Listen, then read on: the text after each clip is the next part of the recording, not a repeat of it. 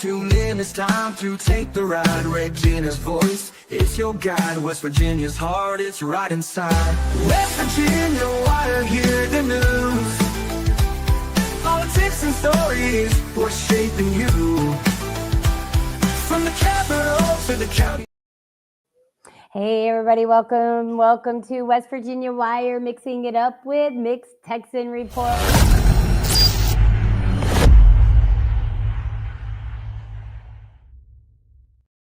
If you guys are tuning in on YouTube from Mixed Texan Report or on the Rumble platform from Mixed Texan Report channel, know your eyes do not deceive you. He's not able to make it. You guys, please lift him up in prayer. He's not feeling well. He's under the weather. And Big Russ is not able to make it tonight either.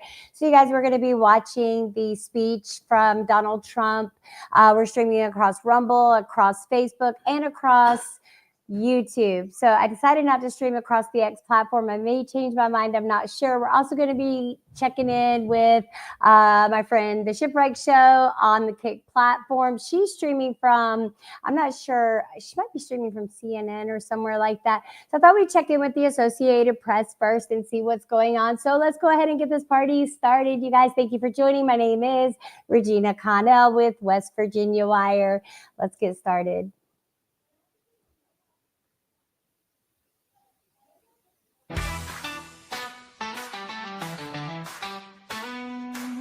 From the mountains to the rivers wide, tune in, it's time to take the ride. Regina's voice, it's your guide. West Virginia's heart, it's right inside. West Virginia Wire, hear the news. Politics and stories, what's shaping you? From the capital to the county. And he's supposed to start speaking in about 10 minutes, you guys. And this is my friend Shipwreck, The Shipwreck Show. Hey, Ship, what's up? I'm a moderator for her show. So let's go back over. We've got the facts and the local thrills. What's on your mind? What's making news? Tune in, get the updates you choose. West Virginia Wire, hear the news. Politics and stories, what's shaping you? From the capital to the county line, we're keeping it local, keeping it prime. West Virginia Wire, every week. Let's talk the truth, let's hear you speak.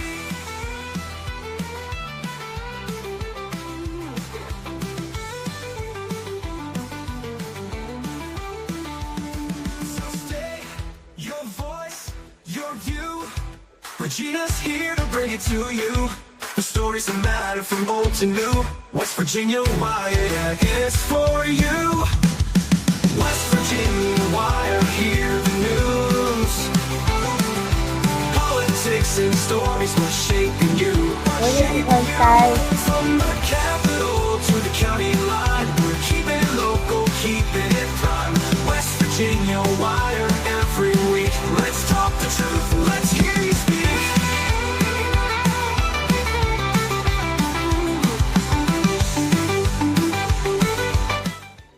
So apparently, from what I've been hearing, chatter is that they're bringing some federal employees, I guess, that were laid off or whatever, supposed to be bringing them tonight. Some even said that they were going to be boycotting. And I'm thinking to myself, well, if your local congressman or senator or whatever is boycotting any kind of gathering where the leader, the president of the United States, is speaking, I think that should be taken as a resignation, and that you don't want to do this job anymore. You're being paid to do it. You were elected to do it. There should be no excuses.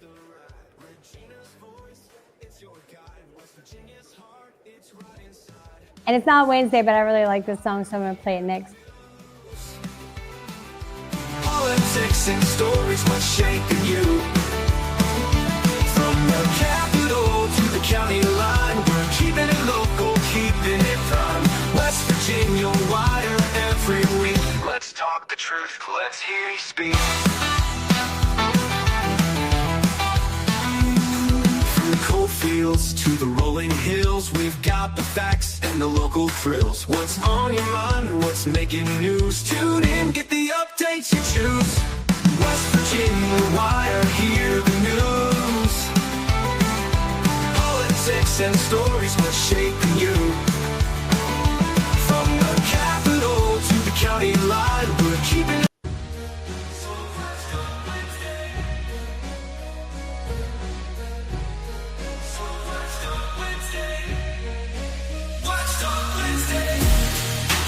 Rising Pass the shine, cow. it's a brand new day. Got the world on my mind. Ain't no time to play. About 10 minutes of fight. Chasing dreams, running fast, feeling no delay. We're the watchdogs, always watching what they say. Eyes wide open, we're taking what's ours. Breaking through the silence, aiming for the stars. The grind don't stop, we're living in the scars. On Watchdog Wednesday, we're raising the bars. We're the ones who won't back down. Taking back the night and we're standing our ground. Every step, every move, we're breaking new sound. On Watchdog Wednesday, we're running this town. We're the ones who won't back down. Taking back the night and we're standing our ground. Every step, every move, we're breaking new sound. On Watchdog Wednesday, we're running this town. Every roadblock, every lie they feed. We rise above it, we plant the seed. Truth in the hustle, in the blood we bleed. On this path, we're the change they need. Eyes wide open, the time is now. To the world's wealthiest man. He's cutting programs for the poor, food aid around the world, and he's doing these things and essentially disrupting what government does. I will tell you, I ran into former Maryland Governor Mario Mallon, who's also on Social Security the other day at Spring State. I said, what's going to happen? And he said to me that Social Security would miss pain because of their disaster. We'll see if that comes to bear, right? That's a really big bet. But that tells you something about some of the possible risks. We won't rest until the wrongs are made right. Every voice, every truth, every shining light. We're the watchdogs in the day and the night. We're the ones who won't back down. Taking back the night and we're standing our ground. Every step, every move, we're breaking new sound. On Watchdog Wednesday, we're running this town. We're the ones who won't back down. Taking back the night and we're standing our ground. Every step, every move, we're breaking new sound. The chair appoints as members of the committee on the part of the House to escort the President of the United States into the chamber the following. The gentleman from Louisiana, Mr. Scalise. The gentleman from Minnesota, Mr. Emmer. The gentlewoman from Michigan, Mrs. McClain. The gentleman from North Carolina, Mr. Hudson. The gentleman from Pennsylvania, Mr. Rettercaller. The gentleman from Utah, Mr. Moore. The gentlewoman from Indiana, Mrs. Houchin. The gentleman from Oklahoma, Mr. Hearn. The gentleman from New York, Mr. Jeffries. The gentlewoman from Massachusetts, Miss Clark. You made it. The gentleman from California, Mr. Aguilar. Yep, I'll jump on for a little bit. California. I can hear it in your voice. Oh no. You got the gunk. All right. Yep, so I'll stick around for a bit, then I'll jump off. Yeah. Say hey to your people. Let them know you're here. Hello, everybody. Sorry, so I'll stay in for a little bit, then I'll be out. Thanks for joining, everybody. Let's get into this. I've been Senator from Arkansas, Mr. Cotton. The senator from Oklahoma, Mr. Lankford. The senator from West Virginia, Mrs. Capito. The senator from South Carolina, Mr. Scott. The senator from New York, Mr. Schumer. The senator from Illinois, Mr. Durbin. The senator from Minnesota, Ms. Klobuchar. The senator from New Jersey, Mr. Booker. The senator from Wisconsin, Ms. Baldwin. The members of the escort committee will exit the chamber through the lobby doors.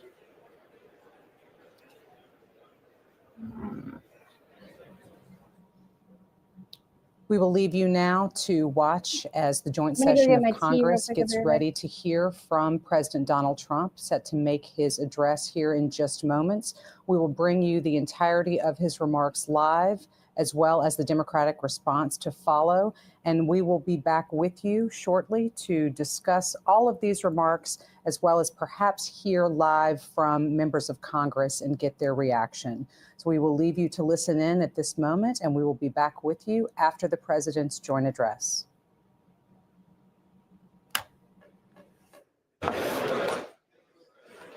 Speaker, the Dean of the Diplomatic Corps.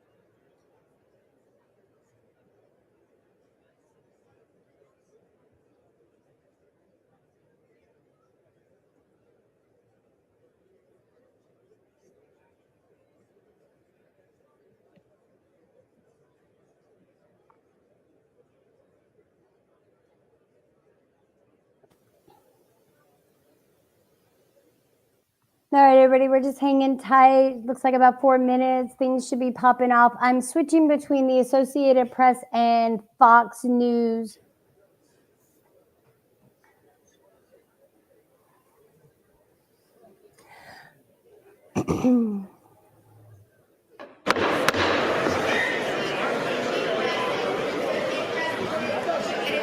Supreme Court.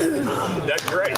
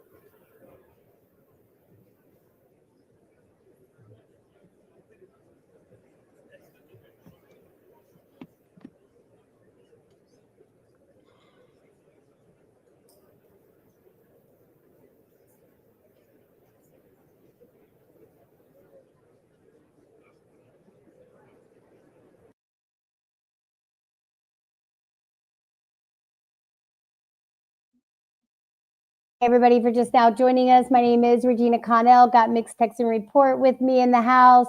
We are mixing it up, watching President Trump's speech, and it should be popping off in just a couple of minutes. You guys, thanks for hanging out. Thanks for joining.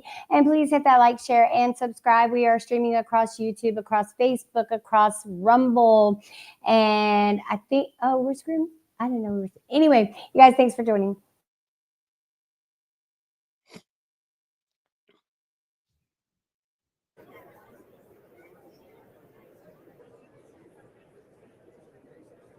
Collins is going to be the designated survivor. So you might wonder, what is the designated survivor? Maybe you didn't watch the show that was on TV, the dramatic. We're just finding this out now. And usually we don't find out who the designated survivor is until either just before a speech like this or during the speech. So Doug Collins will be the guy tonight. Collins is the Secretary of Veteran Affairs. Usually it is somebody from the cabinet that's picked for this. And the reason why Politico phrases it that way, Andrew, is because if the unthinkable happens, in other words, if by some catastrophe, everybody within this chamber were to not be able to hold office anymore, they would need one person outside of this building to be able to carry on the duties of the country. Doug Collins has been selected as the designated survivor for today. The designated survivor needs to meet a few requirements. They must be at least 35 years old. They must be a natural-born citizen. Of the country. All of Trump's cabinet members meet this requirement. So, Doug Collins, and you know what? Let's listen in. Session will come to order.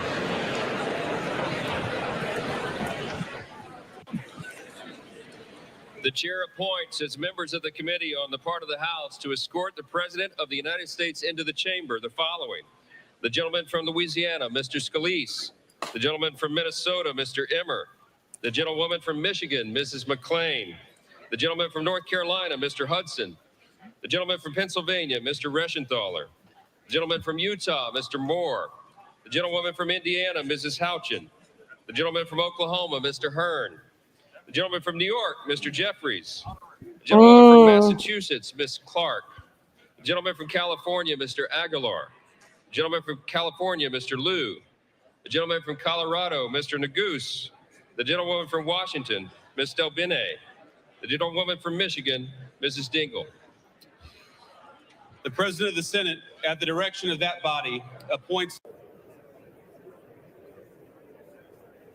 the Senate to escort the President of the United States into the House chamber. The Senator from South Dakota, Mr. Thune; the Senator from Wyoming, Mr. Barrasso; the Senator from Arkansas, Mr. Cotton; the Senator from Oklahoma, Mr. Lankford; the Senator from West Virginia, Mrs. Capito. The senator from South Carolina, Here, Mr. West Scott. Virginia. The senator from New York, Mr. Schumer. The senator from Illinois, Mr. Durbin. The senator from Minnesota, Ms. Klobuchar. The senator from New Jersey, Mr. Booker. The senator from Wisconsin, Ms. Baldwin. The members of the escort committee will exit the chamber through the lobby doors.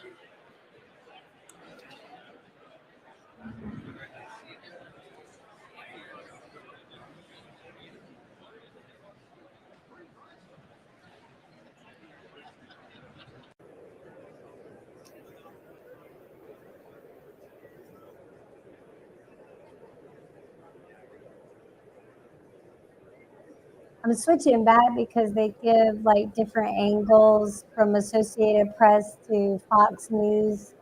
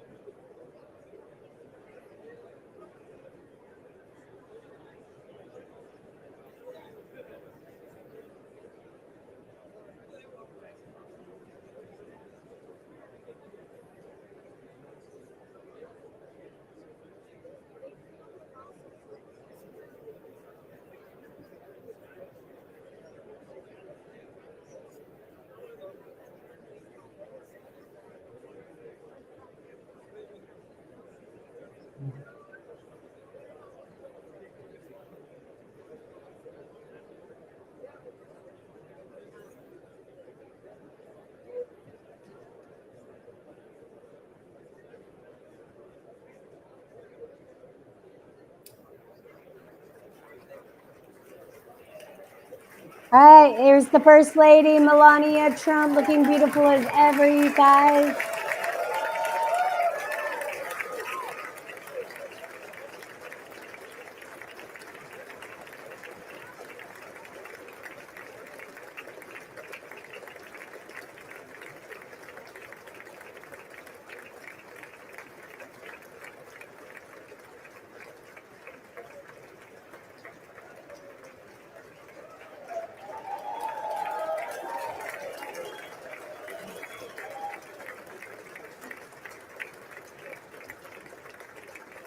She's so classy and elegant. I just love her.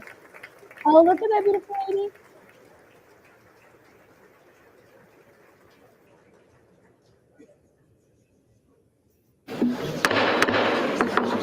Speaker, the President's Cabinet.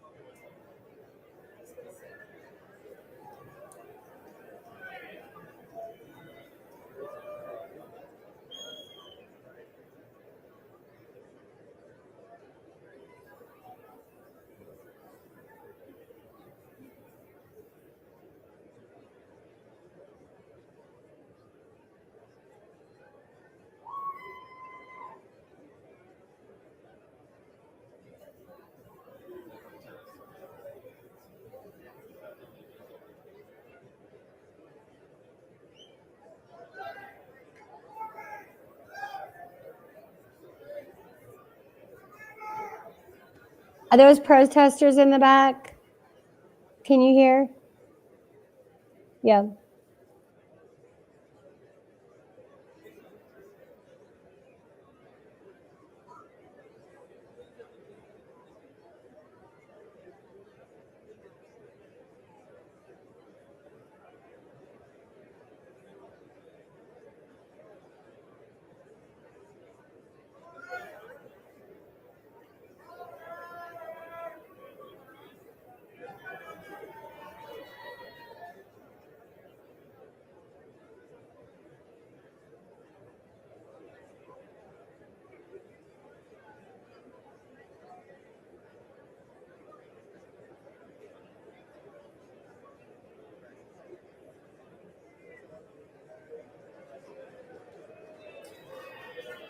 That was looking pretty friendly so far.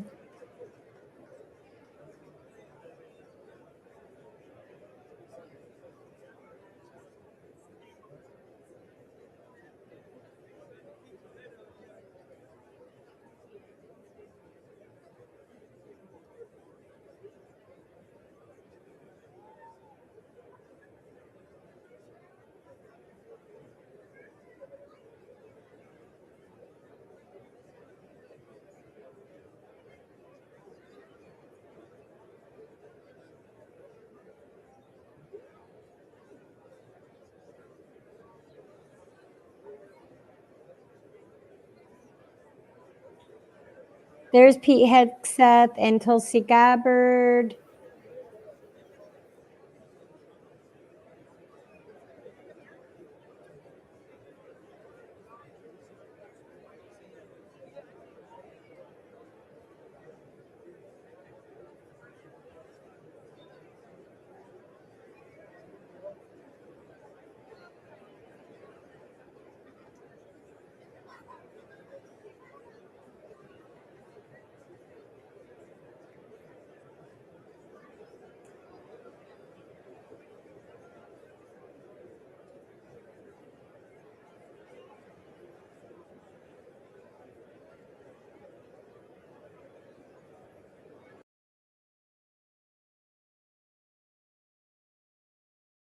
All right, guys, we're going back and forth between Fox News and the Associated Press. Should be starting any moment. We've got Vice President Vance and Speaker of the House, Mike Johnson.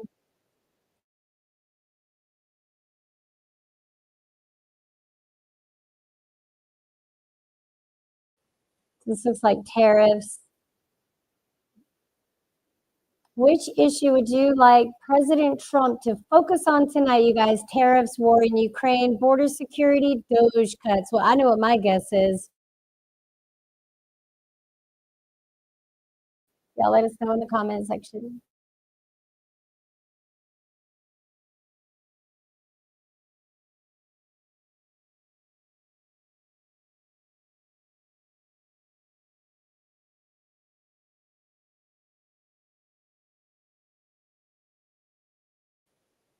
Are those Ukrainian colors in there? What? Look at Marjorie Taylor Greene. She's disgusted right now.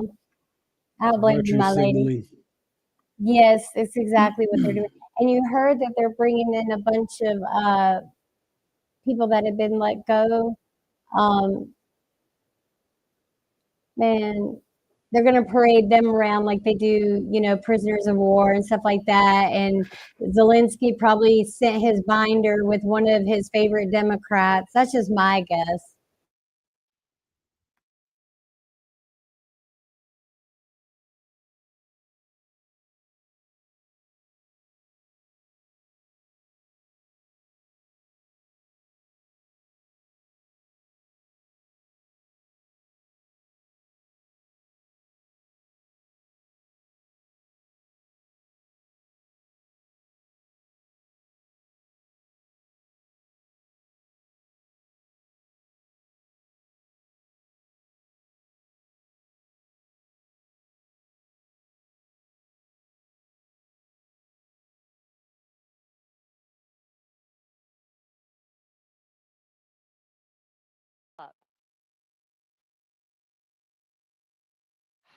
Kelly Laufer. Whatever. They're all lizards. Is Pam Bondi still hot? I think so. She's 62.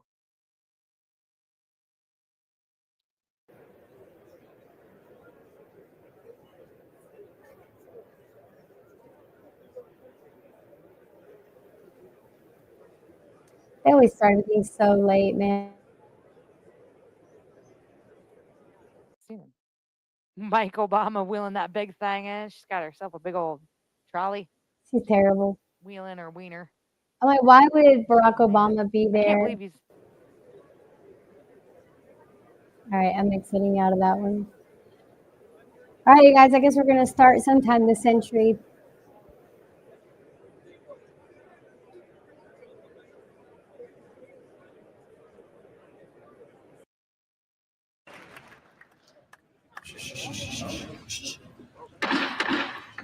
Mr. Speaker, the President's Cabinet.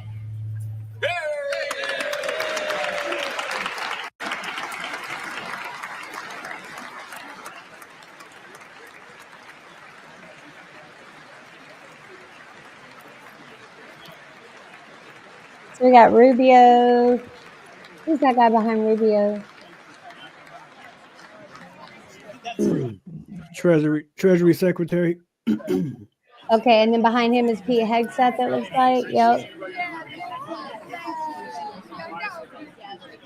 Secretary, can't wait to connect with you. You have so much fun. Yes.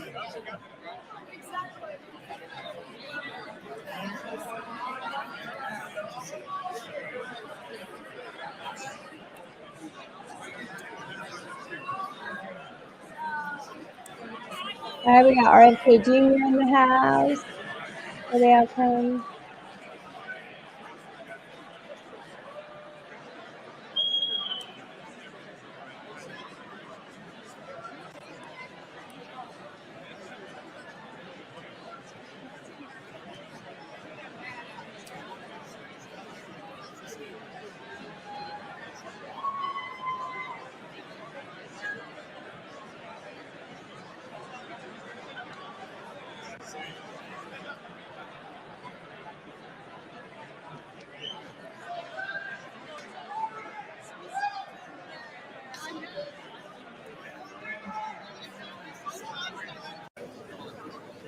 Mr. Speaker, the President of the United States.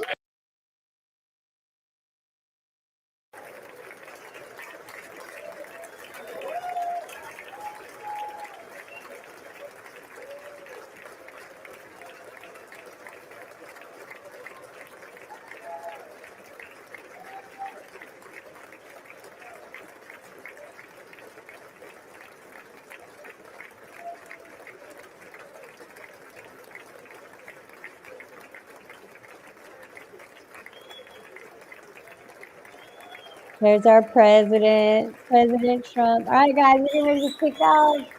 Buckle in.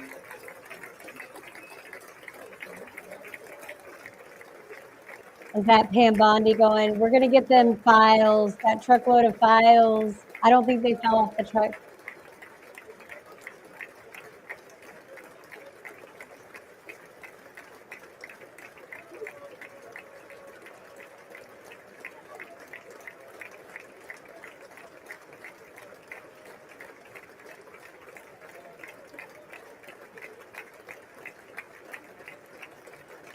Look how that he went down the wrong way.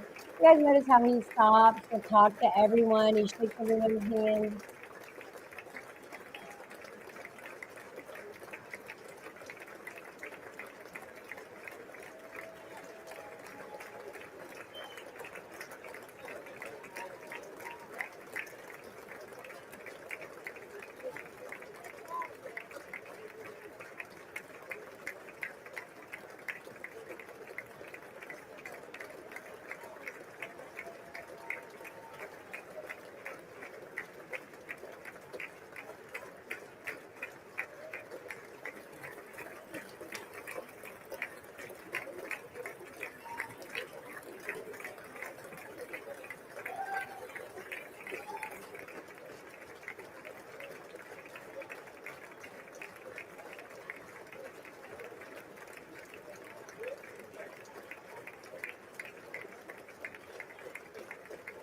Like he went right by Smoke Screamer.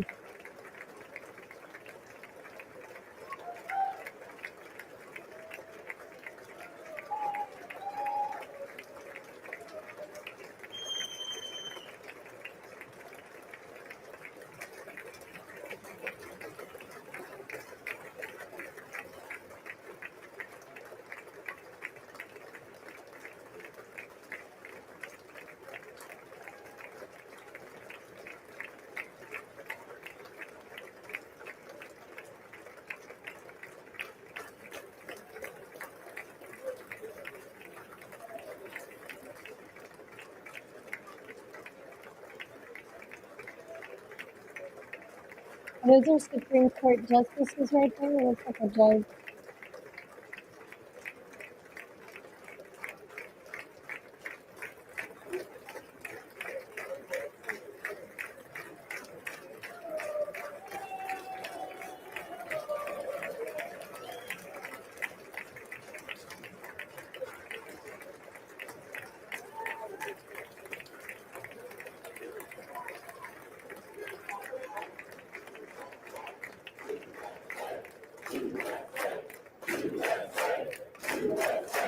USA, USA.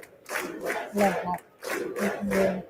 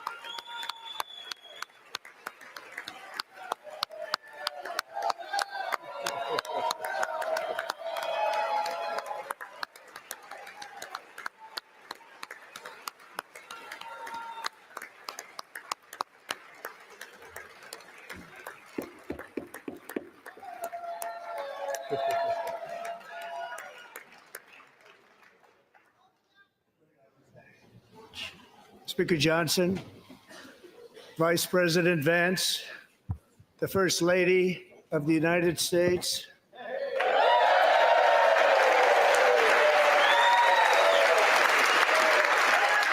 You know we gotta shout out to Melania now.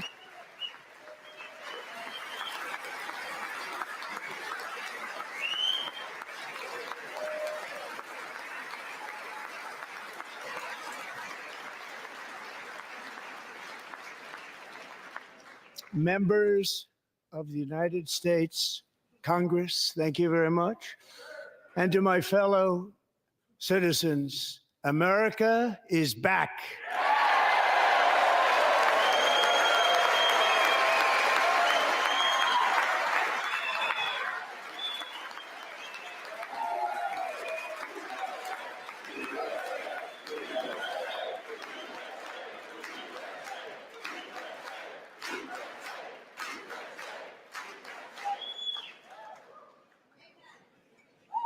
6 weeks ago, I stood beneath the dome of this Capitol and proclaimed the dawn of the golden age of America. From that moment on, it has been nothing but swift and unrelenting action to usher in the greatest and most successful era in the history of our country. We have accomplished more in 43 days than most administrations accomplished in 4 years or 8 years, and we are just getting started.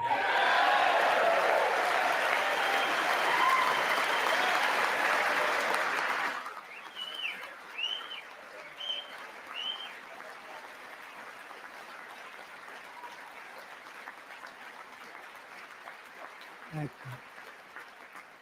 I return to this chamber tonight to report that America's momentum is back, our spirit is back, our pride is back, our confidence is back, and the American dream is surging bigger and better than ever before.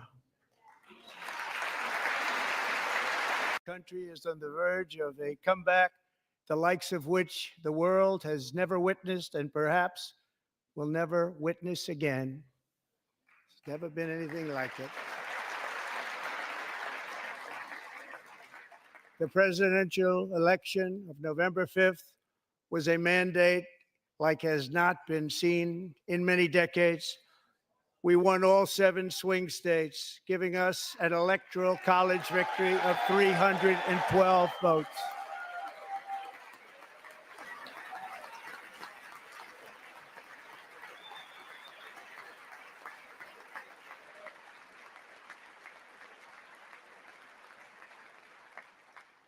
We won the popular vote by big numbers and won counties in our country.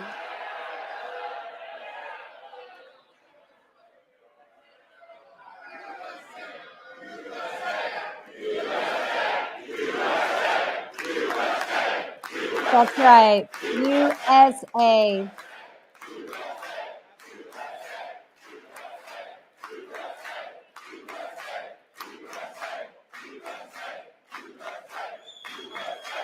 And won counties in our country, 2,700 to 525, on a map that reads almost completely red for Republican.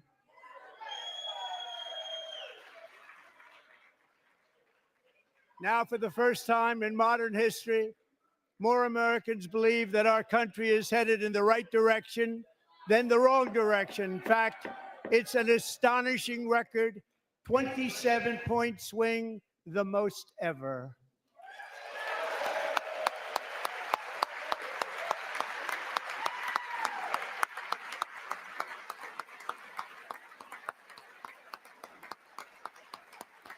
Likewise, small business optimism saw its single largest one-month gain ever recorded. Mr. President. A 41-point jump.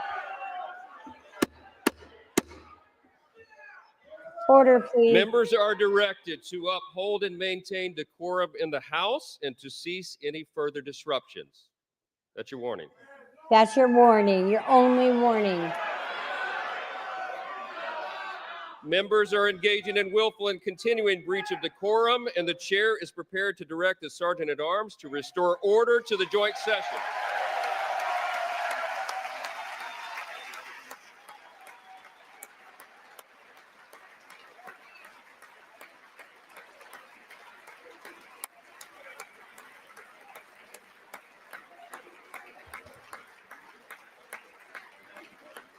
We're streaming from X right now, so we won't get interrupted. You know, the other Mr. Green, news take your stations seat. will.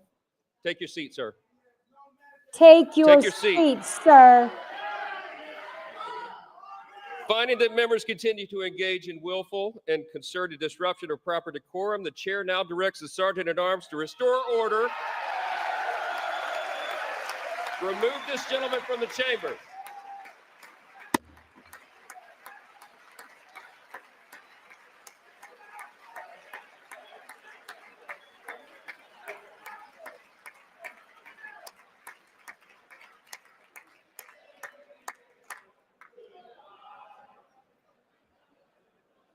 Get him out of here. Get him out. Take your seat. Go. This is crazy, y'all.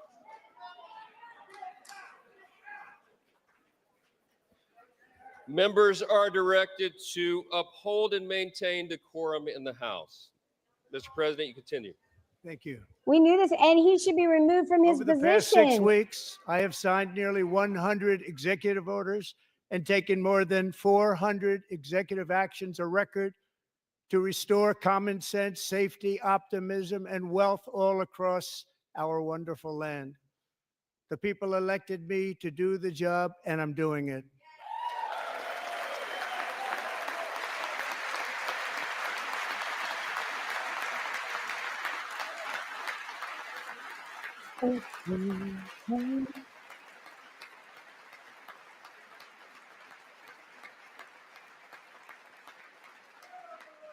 In fact, it has been stated by many that the first month of our presidency, it's our presidency, is the most successful in the history of our nation. By many.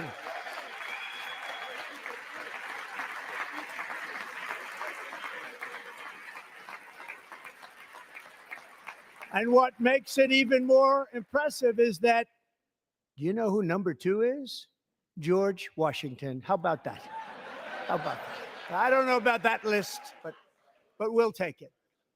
Within hours of taking the oath of office, I declared a national emergency on our southern border, and I deployed the U.S. military and Border Patrol to repel the invasion of our country.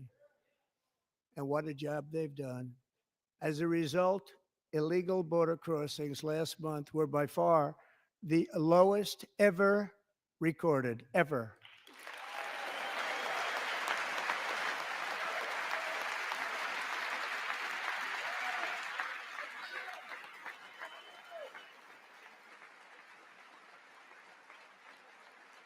They heard my words and they chose not to come. Much easier that way. In comparison, under Joe Biden, the worst president in American history, there were hundreds of thousands of illegal crossings a month, and virtually all of them, including murderers, drug dealers, gang members, and people from mental institutions and insane asylums, were released into our country. Who would want to do that? This is my fifth such speech to Congress. And once again, I look at the Democrats in front of me and I realize there is absolutely nothing I can say to make them happy or to make them stand or smile or applaud. Nothing I can do. I could find a cure to the most devastating disease, a disease that would wipe out entire nations, or announce the answers to the greatest economy in history, or the stoppage of crime to the lowest levels ever recorded.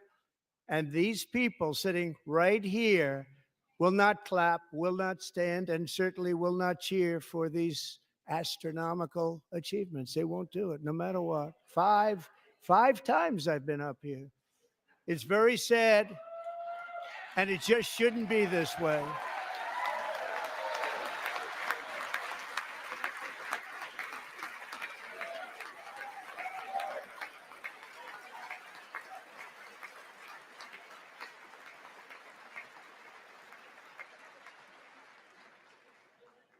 So Democrats sitting before me, for just this one night, why not join us in celebrating so many incredible wins for America?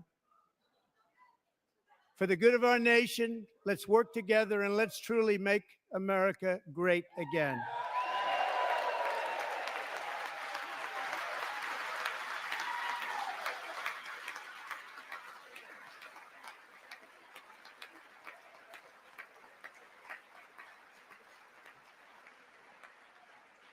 Every day, my administration is fighting to deliver the change America needs to bring a future that America deserves, and we're doing it.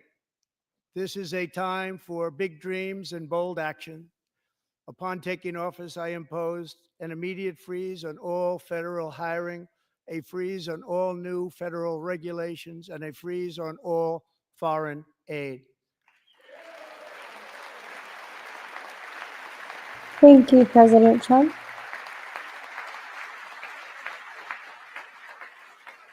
I terminated the ridiculous Green New Scam. I withdrew from the unfair Paris Climate Accord, which was costing us trillions of dollars that other countries were not paying. I withdrew from the corrupt World Health Organization.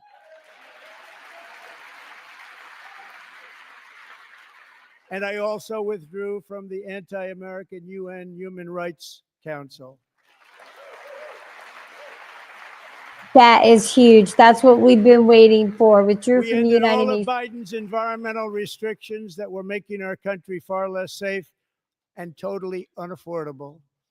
And importantly, we ended the last administration's insane electric vehicle mandate, saving our auto workers and companies from economic destruction.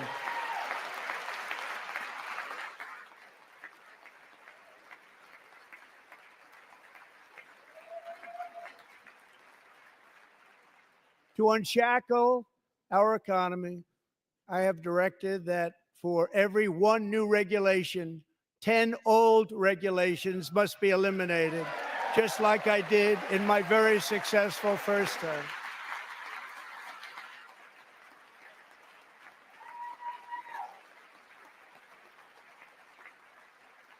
And in that first term, we set records on ending unnecessary rules and regulations like no other president had done before. We ordered all federal workers to return to the office they will either show up for work in person or be removed from their job.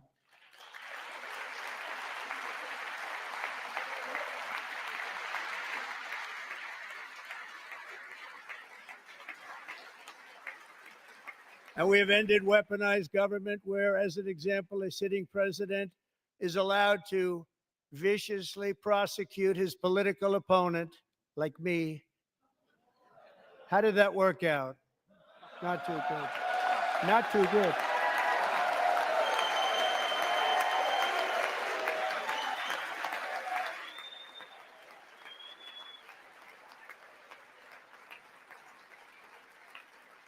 And I have stopped all government censorship and brought back free speech in America. It's back. Free speech.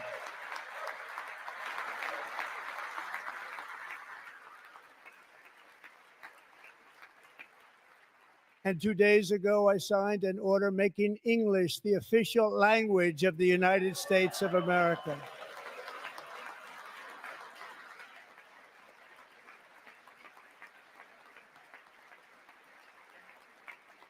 I renamed the Gulf of Mexico the Gulf of America. Thank you.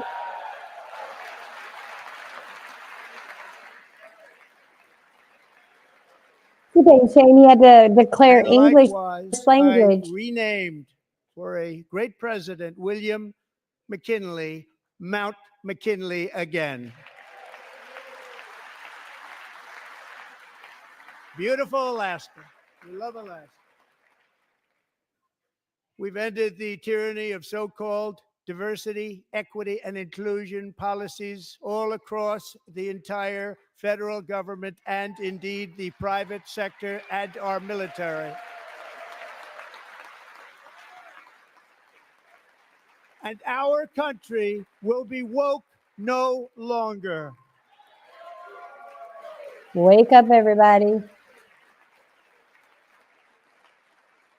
We believe that whether you are a doctor, an accountant, a lawyer, or an air traffic controller, you should be hired and promoted based on skill and competence, not race or gender. Very important.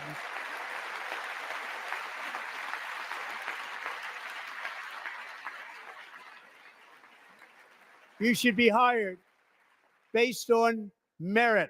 And the Supreme Court, in a brave and very powerful decision, has allowed us to do so. Thank you. Thank you very much. Thank you. We have removed the poison of critical race theory from our public schools, and I signed an order making it the official policy of the United States government that there are only two genders, male and female. That's embarrassing. We have to do that too. But thank you, Jesus, and thank you, Trump. Female and male, guys. That's it. I also signed an executive order to ban men from playing in women's sports. Okay, so please.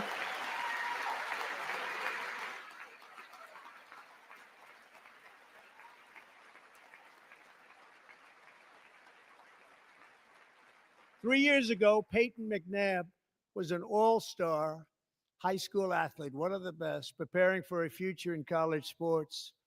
But when her girls' volleyball match was invaded by a male, he smashed the ball so hard in Peyton's face, causing traumatic brain injury, partially paralyzing her right side and ending her athletic career. It was a shot like she's never seen before. She's never seen anything like it.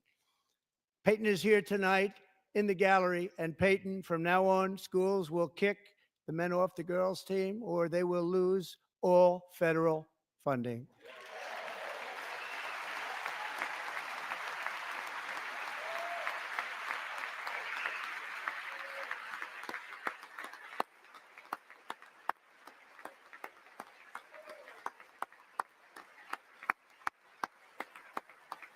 She's a beautiful girl. I just looked up her article.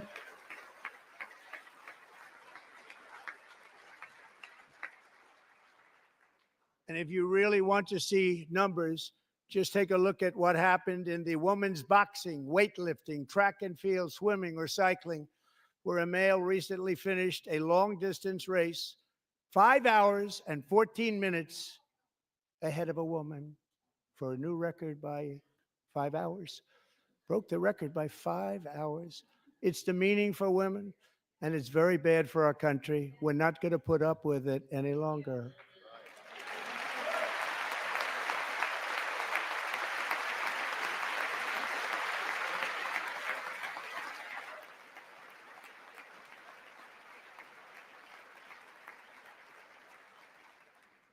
What I have just described is only a small fraction of the common sense revolution that is now, because of us, sweeping the entire world.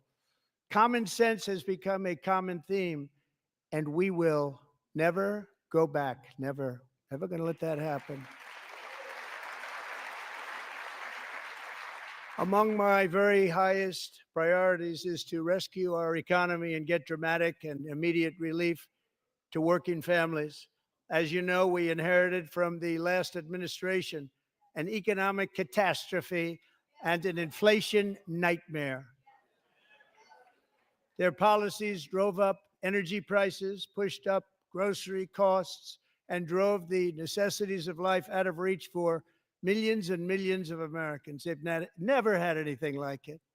We suffered the worst inflation in 48 years, but perhaps even in the history of our country. They're not sure. As president, I'm fighting every day to reverse this damage and make America affordable again.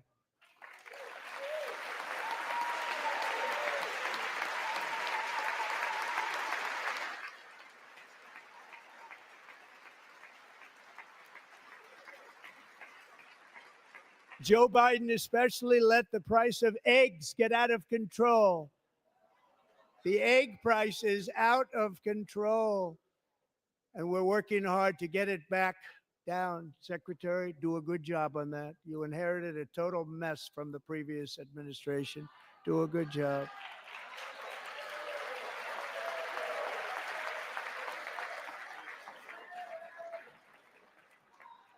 A major focus of our fight to defeat inflation is rapidly reducing the cost of energy. The previous administration cut the number of new oil and gas leases by 95%, slowed pipeline construction to a halt, and closed more than 100 power plants. We are opening up many of those power plants right now. That's good for West Virginia. Coal mines will open up again. They strangled us. And frankly, we have never seen anything like it. That's why on my first day in office, I declared a national energy emergency.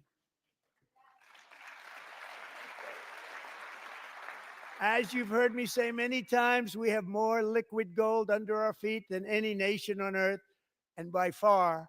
And now I fully authorize the most talented team ever assembled to go and get it. It's called Drill, Baby, Drill. Drill, baby, drill. All right.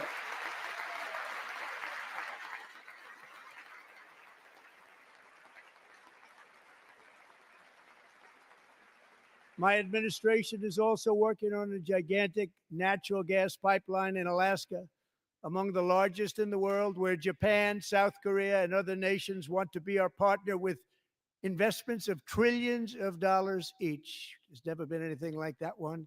It will be truly spectacular. It's all set to go. The permitting is gotten.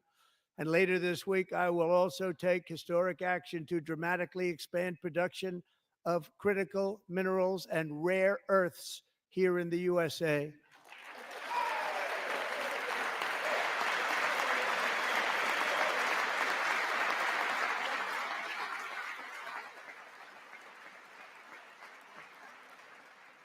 To further combat inflation, we will not only be reducing the cost of energy, but will be ending the flagrant waste of taxpayer dollars.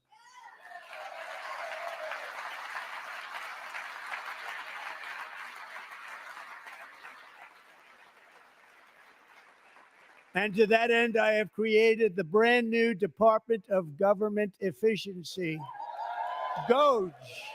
Perhaps you've heard of it. Perhaps.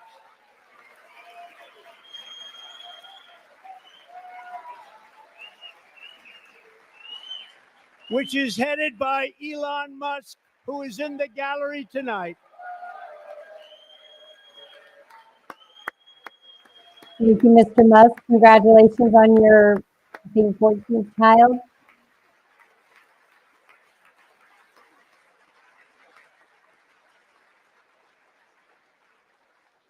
Thank you, Elon. He's working very hard. He didn't need this. He didn't need this. Thank you very much. We appreciate it. Everybody here, even this side, appreciates it, I believe. They just don't want to admit that. Just listen to some of the appalling waste we have already identified. $22 billion from HHS to provide free housing and cars for illegal aliens. $45 million for diversity, equity, and inclusion scholarships in Burma. $40 million to improve the social and economic inclusion of sedentary migrants. Nobody knows what that is. $8 million to promote LGBTQI+ in the African nation of Lesotho, which nobody has ever heard of. $60 million for indigenous peoples and Afro-Colombian empowerment in Central America. $60 million. $8 million for making mice transgender. Wow. This is real. $32 million for a left-wing propaganda operation in Moldova. $10 million for male circumcision in Mozambique. $20 million for the Arab Sesame Street in the Middle East. It's a program. $20 million for a program. $1.9 billion to recently created Decarbonization of Homes Committee, headed up, and we know she's involved. Just at the last moment, the money was passed over by a woman named Stacey Abrams. Have you ever heard of her? A $3.5 million consulting contract for lavish fish monitoring. $1.5 million for voter confidence in Liberia. What is a lab? $14 million for social cohesion in Mali. $59 million for illegal alien hotel rooms in New York City. He's a real estate developer. He's done very well. $250,000 to increase vegan local climate action innovation in Zambia. $42 million for social and behavior change in Uganda. $14 million for improving public procurement in Serbia. $47 million for improving learning outcomes in Asia. Asia's doing very well with learning. I don't know what we're doing. Should use it ourselves.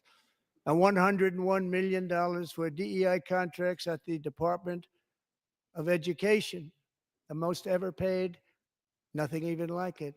Under the Trump administration, all of these scams, and they're far worse, but I didn't think it was appropriate to talk about them. They're so bad. Many more have been found out and exposed and swiftly terminated by a group of very intelligent, mostly young people, headed up by Elon, and we appreciate it. We found hundreds of billions of dollars of fraud.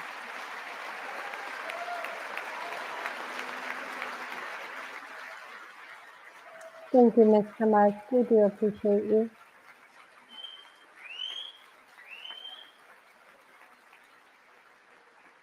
And we've taken back the money and reduced our debt to fight inflation and other things. Taking back a lot of that money. We got it just in time. This is just the beginning. The Government Accountability Office, There they go again. federal government office, has estimated annual fraud of over $500 billion in our nation. And we are working very hard to stop it. We're going to.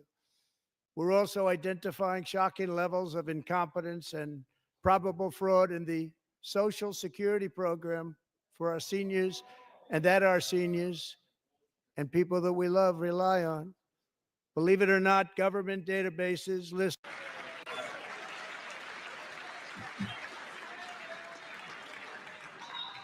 A major focus of our fight to defeat inflation is rapidly reducing the cost of energy. The previous administration cut the number of new oil and gas leases by 95%, slowed pipeline construction to a halt, and closed more than 100 power plants. We are opening up many of those power plants right now.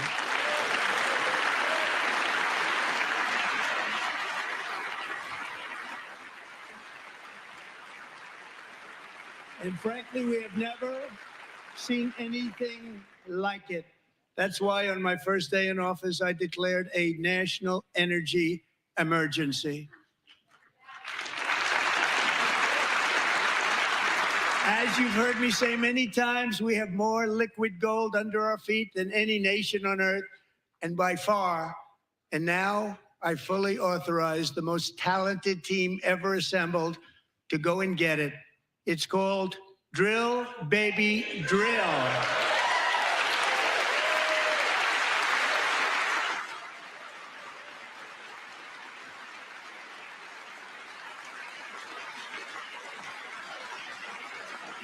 My administration is also working on a gigantic natural gas pipeline in Alaska, among the largest in the world, where Japan, South Korea, and other nations want to be our partner with investments of trillions of dollars each. There's never been anything like that one. It will be truly spectacular. It's all set to go. The permitting is gotten. And later this week, I will also take historic action to dramatically expand production of critical minerals and rare earths here in the USA.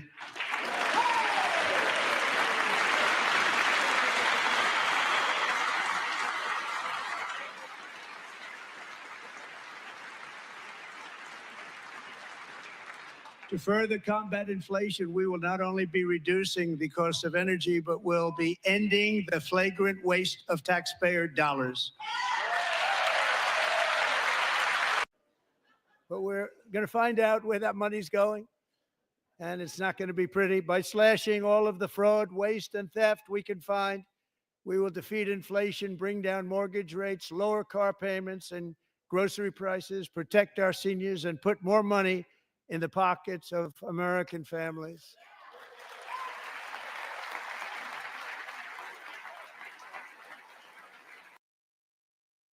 In the gallery tonight,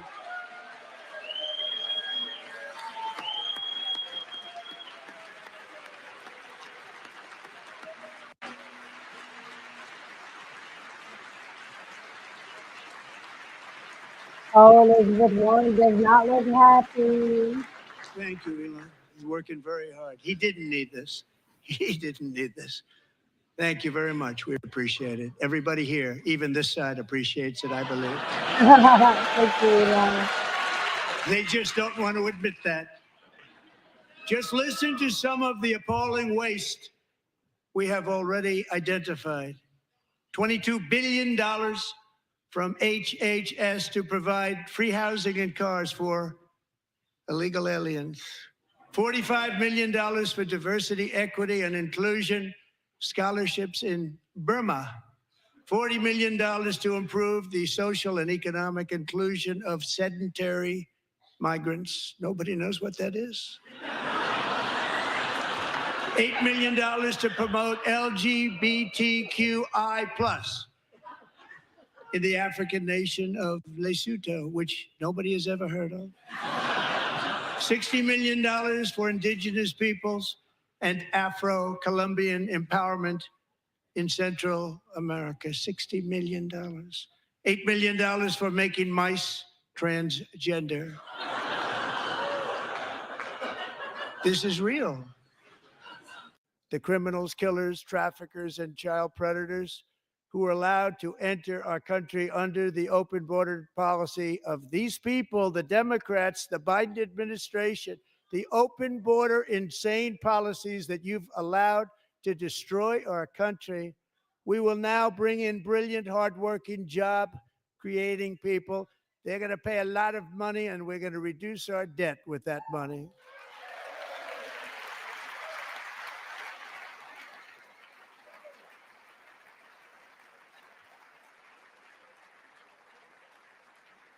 Americans have given us a mandate for bold and profound change. For nearly 100 years, the federal bureaucracy has grown until it has crushed our freedoms, ballooned our deficits, and held back America's potential in every possible way. The nation founded by pioneers and risk takers now drowns under millions and millions of pages of regulations and debt. Approvals that should take 10 days to get instead take 10 years, 15 years, and even 20 years before you're rejected. Meanwhile, we have hundreds of thousands of federal workers who have not been showing up to work. My administration will reclaim power from this unaccountable bureaucracy, and we will restore true democracy to America again.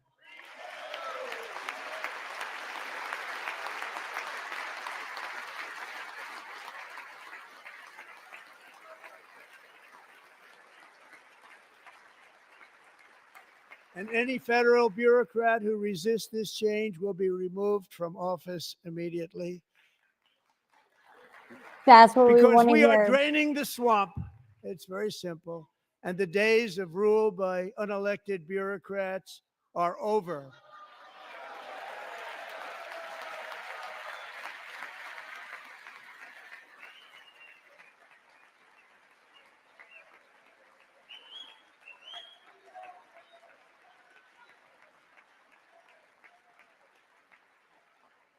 And the next phase of our plan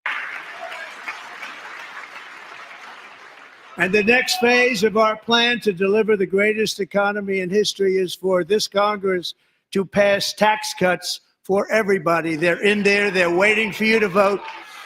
And I'm sure that the people on my right, I don't mean the Republican right, but my right here, I'm sure you're going to vote for those tax cuts, because otherwise I don't believe the people will ever vote you into office. So I'm doing you a big favor by telling you that. Yep. But I know this group is going to be voting for the tax.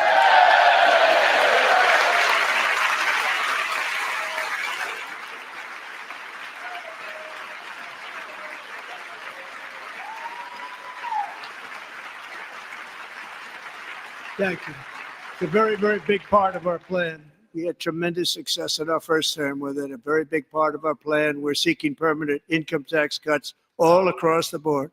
And to get urgently needed relief to Americans hit especially hard by inflation, I'm calling for no tax on tips, no tax on overtime, and no tax on Social Security benefits for our great seniors.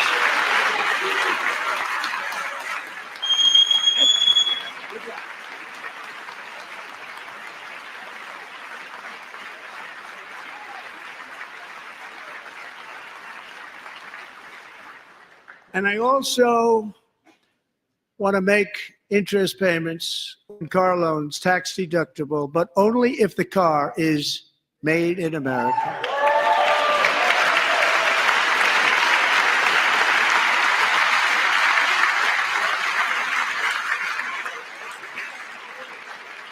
And by the way, we're going to have growth in the auto industry like nobody's ever seen. Plants are opening up all over the place. Deals are being made. Never seen. That's a combination of the election win and tariffs. It's a beautiful word, isn't it? That, along with our other policies, will allow our auto industry to absolutely boom. It's going to boom. Spoke to the majors today, all three, the top people, and they're so excited. In fact, already numerous car companies have announced that they will be building massive automobile plants in America, with Honda just announcing a new plant in Indiana, one of the largest anywhere in the world.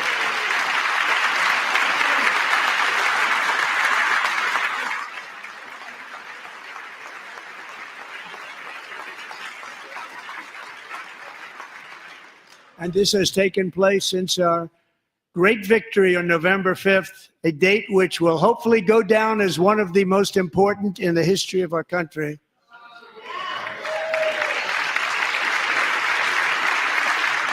In addition, as part of our tax cuts, we want to cut taxes on domestic production and all manufacturing. And just as we did before, we will provide 100% expensing It will be retroactive to January 20th, 2025. And it was one of the main reasons why our tax cuts were so successful in our first term, giving us the most successful economy in the history of our country. First term. We had a great first term.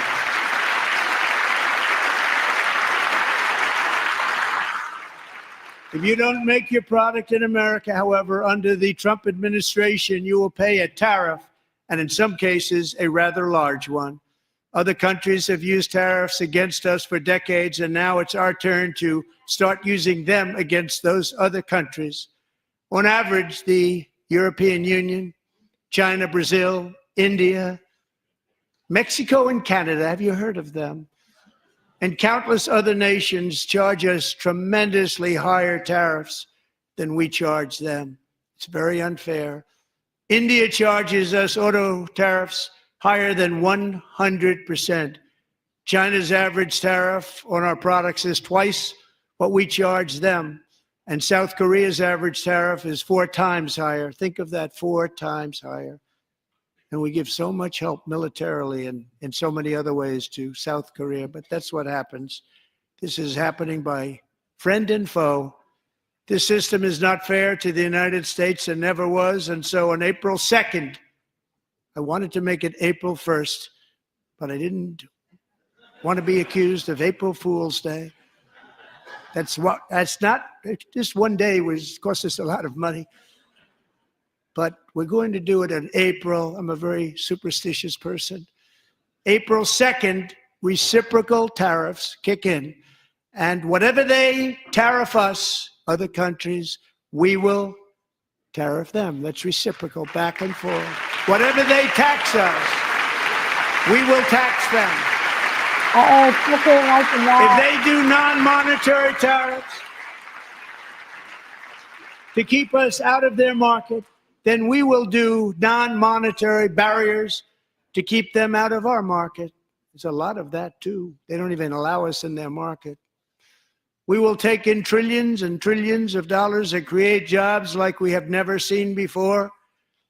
I did it with China, and I did it with others, and the Biden administration couldn't do anything about it because there was so much money they couldn't do anything about it. We have been ripped off for decades by nearly every country on earth, and we will not let that happen any longer.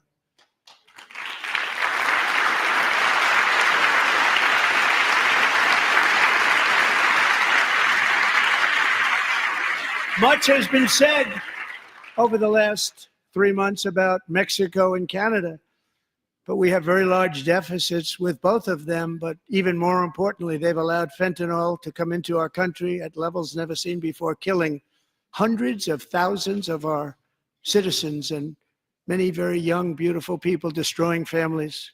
Nobody's ever seen anything like it. They are, in effect, receiving subsidies of hundreds of billions of dollars. We pay subsidies to Canada and to Mexico of hundreds of billions of dollars, and the United States will not be doing that any longer. We're not going to do it any longer.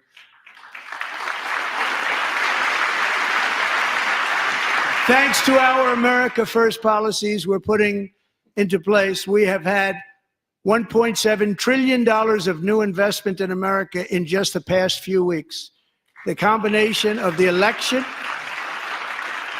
and our economic policies that people of SoftBank, one of the most brilliant anywhere in the world, announced a $200 billion investment. OpenAI and Oracle, Larry Ellison, announced $500 billion investment, which they wouldn't have done if Kamala had won. Apple announced $500 billion investment. Tim Cook called me. He said, I cannot spend it fast enough. It's going to be much higher than that, I believe. They'll be building their plants here instead of in China. And just yesterday, Taiwan Semiconductor, the biggest in the world, most powerful in the world, has a tremendous amount, 97% of the market, announced a $165 billion investment to build the most powerful chips on earth right here in the USA.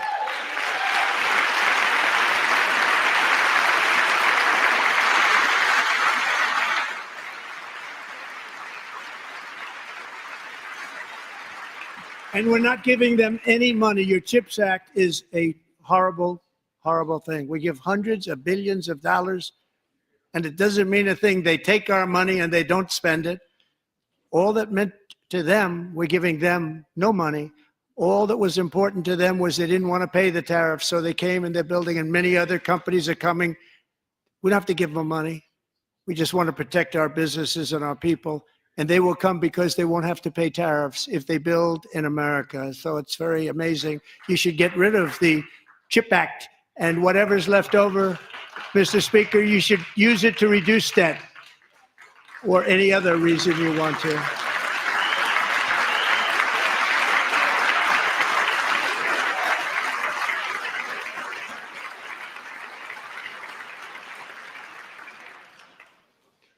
Our new trade policy will also be great for the American farmer. I love the farmer. Well, this is huge. Who will now be selling into our home market, the USA, because nobody is going to be able to compete with you. Because there's goods that come in from other countries and companies. They're really in a bad position in so many different ways. They're uninspected. They may be very dirty and disgusting, and they come in and they pour in and they hurt our American farmers. The tariffs will go on agricultural product coming into America, and our farmers, starting on April 2nd, it may be a little bit of an adjustment period. We had that before when I made the deal with China, $50 billion of purchases, and I said, just bear with me, and they did. They did. Probably have to bear with me again, and this will be even better. That was great. The problem with it was that Biden didn't enforce it. He didn't enforce it. $50 billion of purchases, and we were doing great, but Biden did not enforce it, and it hurt our farmers. But our farmers are going to have a field day right now. So to our farmers, have a lot of fun. I love you too. I love you too. It's all going to happen.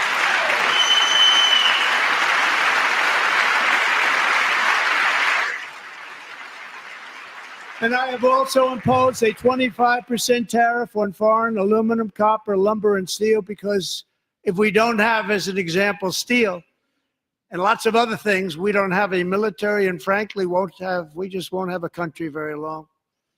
Here today is a proud American steelworker, fantastic person from Decatur, Alabama, Jeff Denard.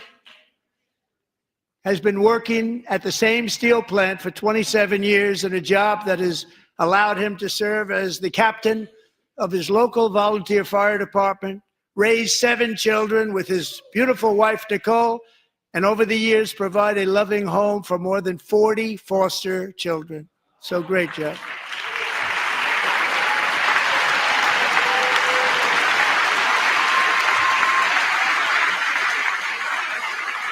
Thank you, Jeff. Thank you, Jeff.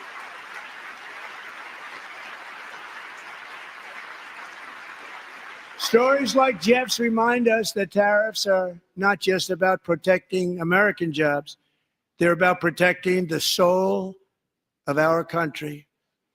Tariffs are about making America rich again and making America great again, and it's happening, and it will happen rather quickly. There'll be a little disturbance, but we're okay with that. It won't be much. No, you're not. Oh.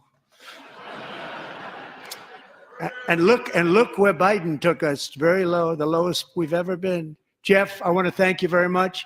And I also want to recognize another person who has devoted herself to foster care community. She works so hard on it. A very loving person, our magnificent First Lady of the United States.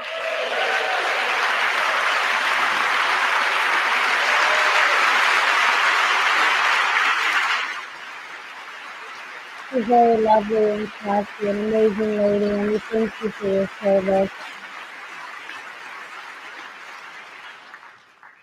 Melania's work has yielded incredible results, helping prepare our nation's future leaders as they enter the workforce. Our First Lady is joined by 2 impressive young women, very impressive. Haley Ferguson, who benefited from the First Lady's Fostering the Future initiative.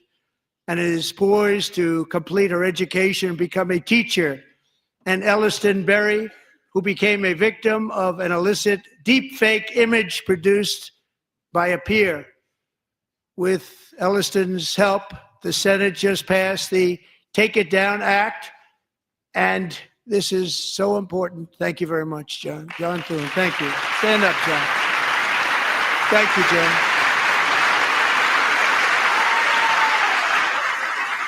Thank you all very much.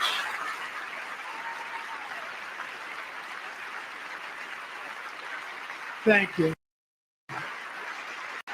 And thank you to John Thune and the Senate. Great job.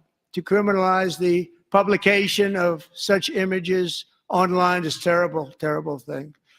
And once it passes the House, I look forward to signing that bill into law. Thank you. And I'm going to use that bill for myself, too, if you don't mind. Because nobody gets treated worse than I do online. Nobody. Truly. Sorry about the sound That's earlier, great. Thank guys. you very much Rusty to told the me it was Senate. awful. Thank you. But if we truly care about protecting Americans' children, no step is more crucial than securing America's borders. Over the past 4 years, 21 million people poured into the United States. Many of them were murderers, human traffickers, gang members, and other criminals from the streets of dangerous cities all throughout the world. But we are getting them out and getting them out fast.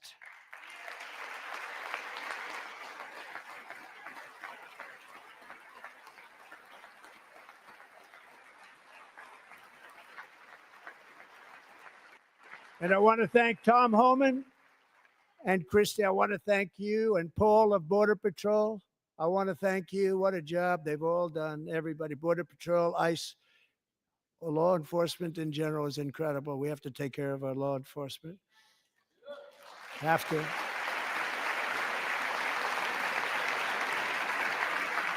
Last year,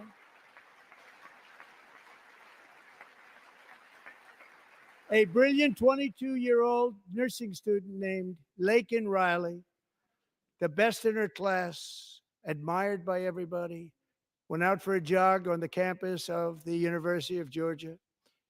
That morning, Laken was viciously attacked, assaulted, beaten, brutalized, and horrifically murdered. Laken was stolen from us by a savage illegal alien gang member who was arrested while trespassing across Biden's open southern border and then set loose into the United States under the heartless policies of that failed administration. It was indeed a failed administration. He had then been arrested and released in a Democrat-run sanctuary city, a disaster, before ending the life of this beautiful young angel. With us this evening are Laken's beloved mother, Allison, and her sister, Lauren.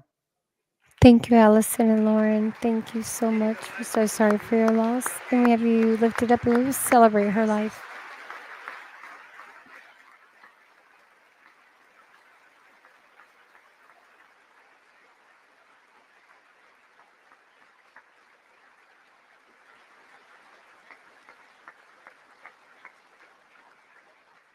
Last year, I told Laken's grieving parents that we would ensure their daughter would not have died in vain.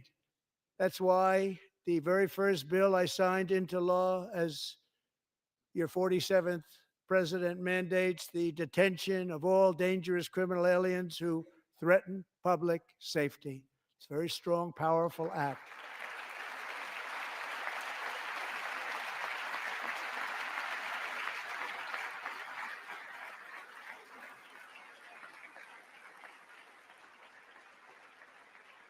It's called the Laken-Riley Act. So Allison and Lauren, America will never, ever forget our beautiful Laken Hope Riley. Laken Hope Riley. We will always remember you, my lady.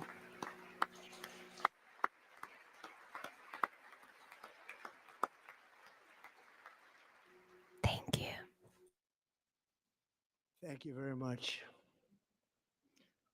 Since taking office, my administration has launched the most sweeping border and immigration crackdown in American history, and we quickly achieved the lowest numbers of illegal border crossers ever recorded. Thank you.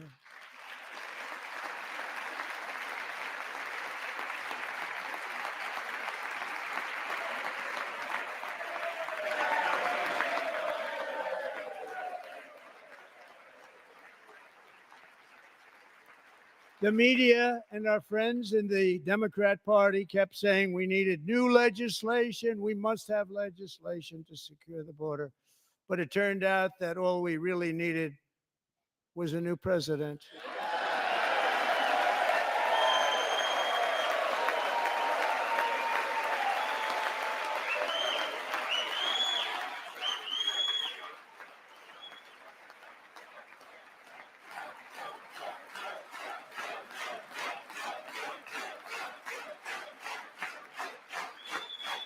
Thank you. Joe Biden didn't just open our borders, he flew illegal aliens over them to overwhelm our schools, hospitals, and communities throughout the country. Entire towns like Aurora, Colorado, and Springfield, Ohio, buckled under the weight of the migrant occupation and corruption like nobody's ever seen before. Beautiful towns destroyed. Now, just as I promised in my inaugural address, we are achieving the great liberation of America. The great liberation of America. It sounds beautiful, doesn't it? But there still is much work to be done. Here tonight is a woman, but there still is much work to be done. Here tonight is a woman I have gotten to know, Alexis Nungari from Houston. Wonderful woman. Last June, Alexis's 12-year-old daughter, her precious Jocelyn, walked to a nearby convenience store. She was kidnapped, tied up, assaulted for 2 hours under a bridge, and horrifically murdered. Arrested and charged with this heinous crime are 2 illegal alien monsters from Venezuela, released into America by the last administration through their ridiculous open border. The death of this beautiful 12-year-old girl and the agony of her mother and family touched our entire nation greatly.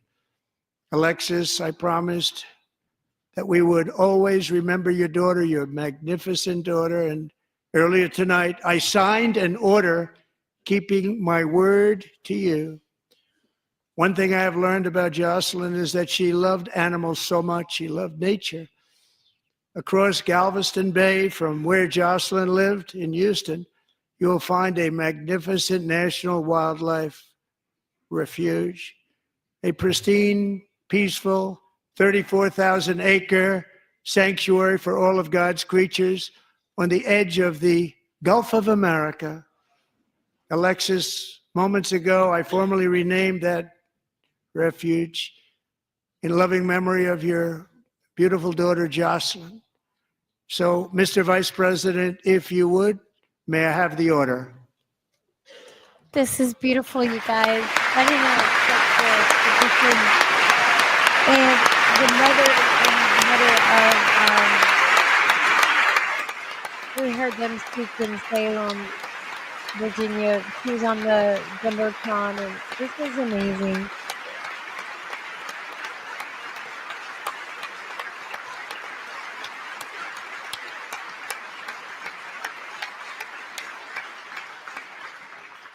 Thank you very much. All 3 savages charged with Jocelyn and Lakin's murders were members of the Venezuelan prison gang, the toughest gang, they say, in the world, known as Tren de Aragua. 2 weeks ago, I officially designated this gang, along with MS-13 and the bloodthirsty Mexican drug cartels, as foreign terrorist organizations. You hear that, Tren de Aragua gangs? You're terrorists. Don't come back on this soil.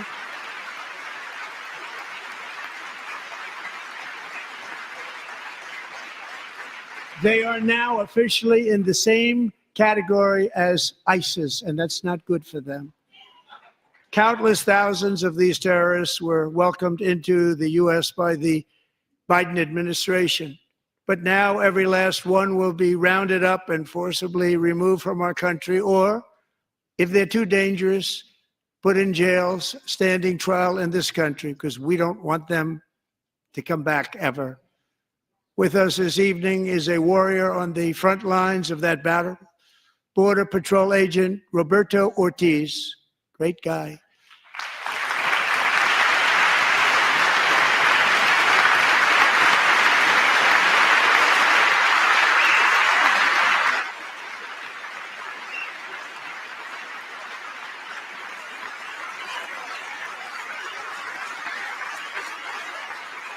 Tren de Aragua es lo más.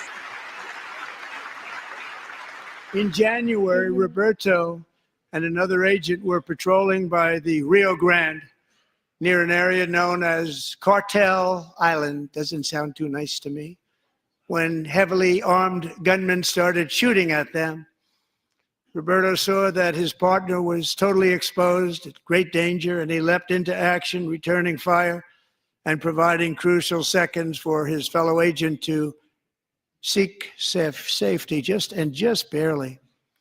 I have some of the prints of that event, and it was not good. Agent Ortiz, we salute you for your great courage and for your line of fire that you took, and for the bravery that you showed. We honor you, and we will always honor you. Thank you, Roberto, very much.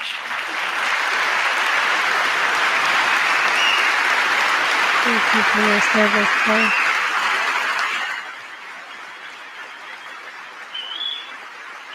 This is the kind of stuff that should be celebrated, not the foolery and nonsense that the other side would. I don't even know what they're doing. And I actually got to know him on my many calls to the border. He's a great gentleman. The territory to the immediate south of our border is now dominated entirely by criminal cartels that murder, rape, torture, and exercise total control. They have total control over a whole nation, posing a grave threat to our national security. The cartels are waging war on America, and it's time for America to wage war on the cartels, which we are doing.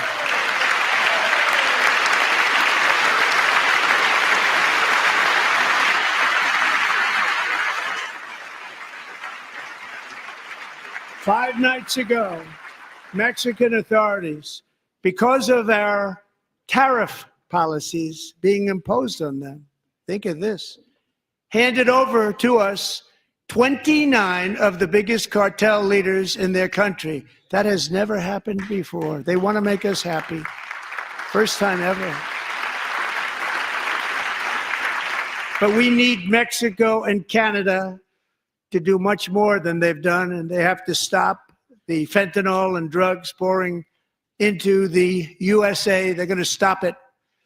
I have sent Congress a detailed funding request laying out exactly how we will eliminate these threats to protect our homeland and complete the largest deportation operation in American history, larger even than current record holder, President Dwight D. Eisenhower, a moderate man, but someone who believed very strongly in borders. Americans expect Congress to send me this funding without delay so I can sign it into law. So, Mr. Speaker, John Thune, both of you, I hope you're going to be able to do that, Mr. Speaker. Thank you. Mr. Leader, thank you. Thank you very much. And let's get it to me. I'll sign it so fast, you won't even believe it. There you go. We're not playing around. Thank you, President Trump.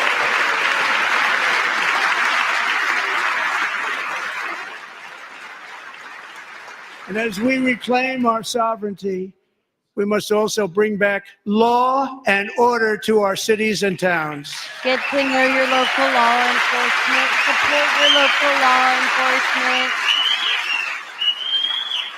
In recent years, our justice system has been turned upside down by radical left lunatics.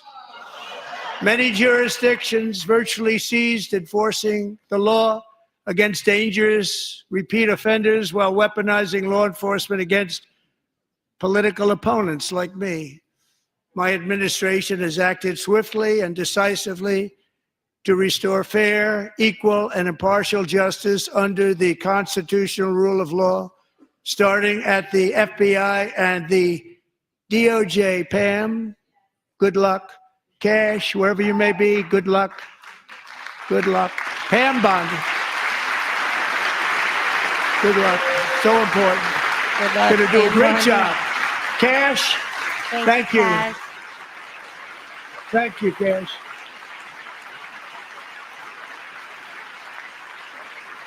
I like the way Donald Trump goes his standard 90-minute, hour and a half speech.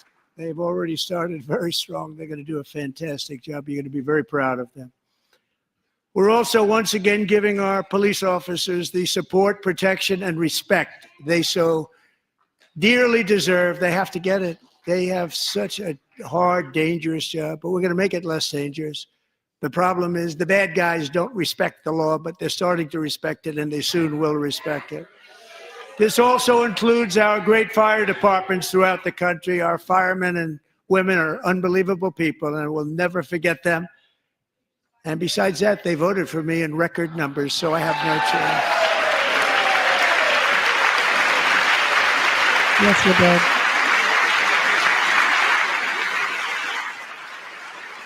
One year ago this month, 31-year-old New York police officer Jonathan Diller, unbelievably wonderful person and a great officer, was gunned down at a traffic stop on Long Island. I went to his funeral. The vicious criminal charged with his murder had 21 prior arrests, and they were rough arrests, too. He was a real bad one. The thug in the seat next to him had 14 prior arrests and went by the name of Killer. He was Killer. He killed other people, they say, a lot of them. I attended Officer Diller's service, and when I met his wife and one-year-old son, Ryan, it was very inspirational, actually. His widow's name is Stephanie, and she is here tonight. Stephanie, thank you very much, Stephanie. Thank you, Stephanie. Thank you very much. We will celebrate his life. Thank you.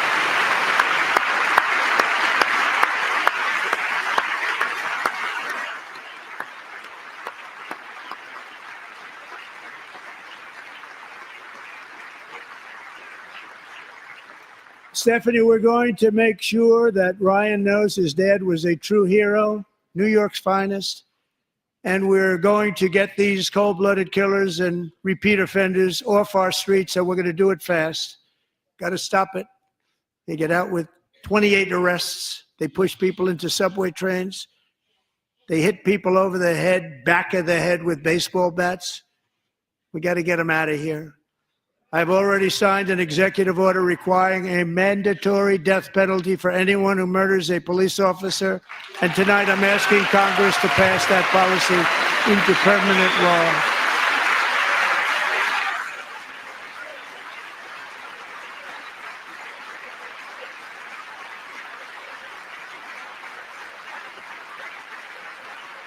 I'm also asking for a new crime bill getting tough on repeat offenders while enhancing protections for America's police officers so they can do their jobs without fear of their lives being totally destroyed. They don't want to be killed. We're not going to let them be killed. Joining us in the gallery tonight is a young man who truly loves our police. His name is DJ Daniel. He is 13 years old, and he has always dreamed of becoming a police officer. Good being to aspire to be DJ Daniel. What a great name. Daniel's a good, strong name.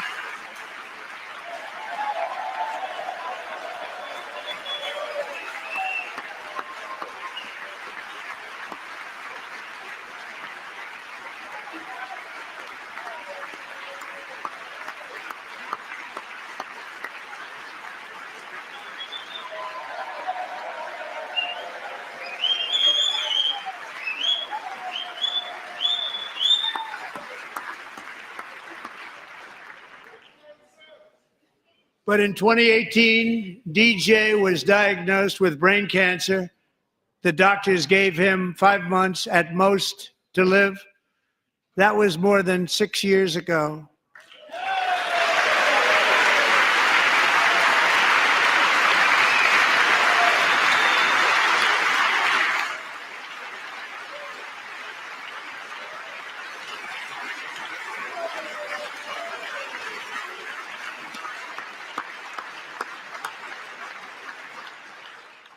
Since that time, DJ and his dad have been on a quest to make his dream come true, and DJ has been sworn in as an honorary law enforcement officer, actually a number of times. The police love him, the police departments love him. And tonight, DJ, we're going to do you the biggest honor of them all. I am asking our new Secret Service Director, Sean Curran, to officially make you an agent of the United States Secret Service.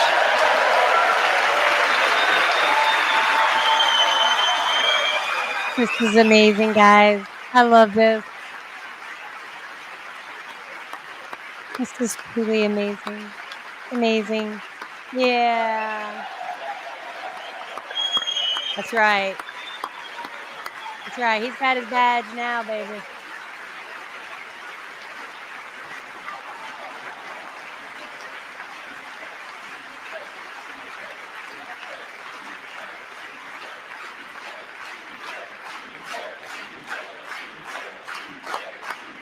DJ.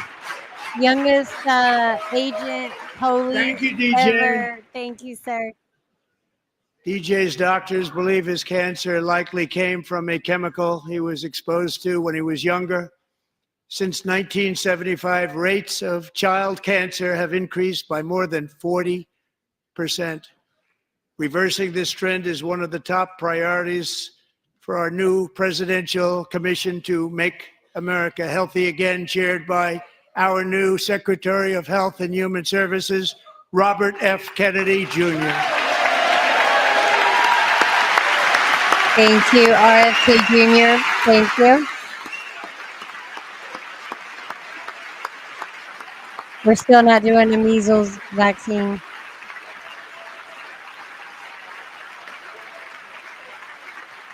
Thank you. Or Susie Wiles. With the name Kennedy, you would have thought everybody over here would have been cheering. You would have How thought quickly it. they forget. They do. Our goal is to get toxins out of our environment, poisons out of our food supply, and keep our children healthy and strong. As an example, not long ago, and you can't even believe these numbers, 1 in 10,000 children had autism, 1 in 10,000, and now it's 1 in 36. There's something wrong, 1 in 36, think of that. So we're going to find out what it is, and there's nobody better than Bobby and all of the people that are working with you. You have the best to figure out what is going on. Okay, Bobby, good luck. It's a very important job. Thank you.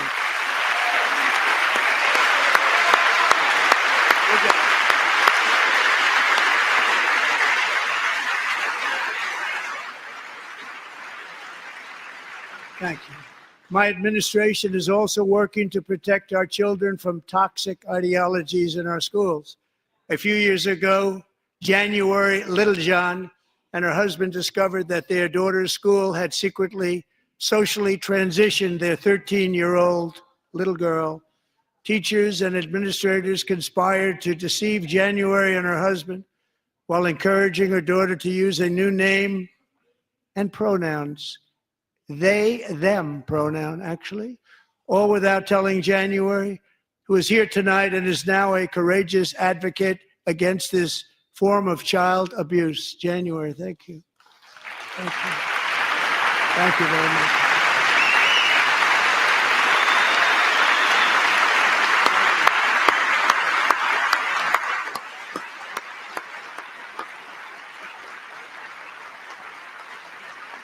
Thank you. Stories like this are why, shortly after taking office, I signed an executive order banning public schools from indoctrinating our children with transgender ideology.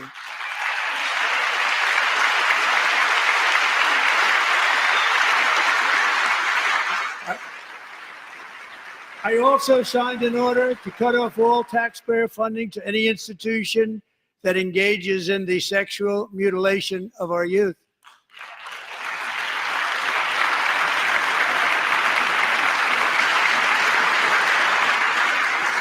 And now I want Congress to pass a bill permanently banning and criminalizing sex changes on children and forever ending the lie that any child is trapped in the wrong body. This is a big lie.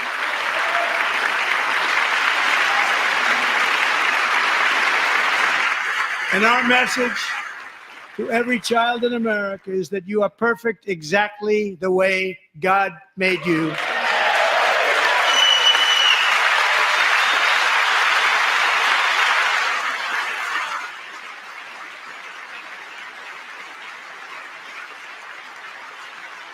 Because we're getting wokeness out of our schools and out of our military, and it's already out, and it's out of our society. We don't want it.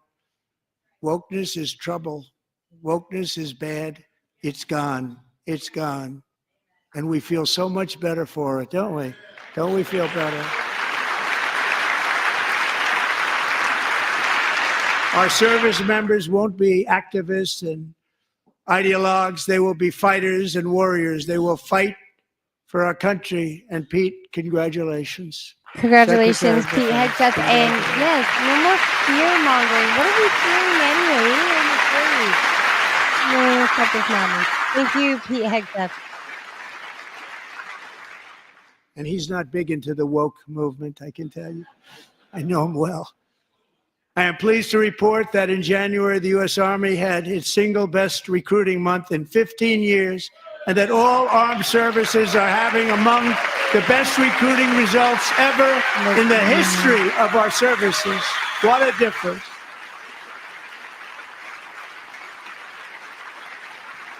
What a difference. And you know, it was just a few months ago where the results were exactly the opposite. We couldn't recruit anywhere. We couldn't recruit. Now we're having the best results just about that we've ever had. What a tremendous turnaround. It's really a beautiful thing to see. People love our country again. It's very simple. They love our country and they love being in our military again. So it's a great thing. And thank you very much. Great job. Thank you.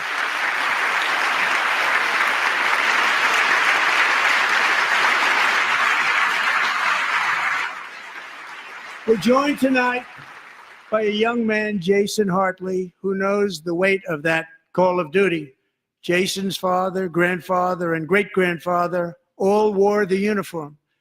Jason tragically lost his dad, who was also a Los Angeles County Sheriff's deputy when he was just a boy, and now he wants to carry on the family legacy of service.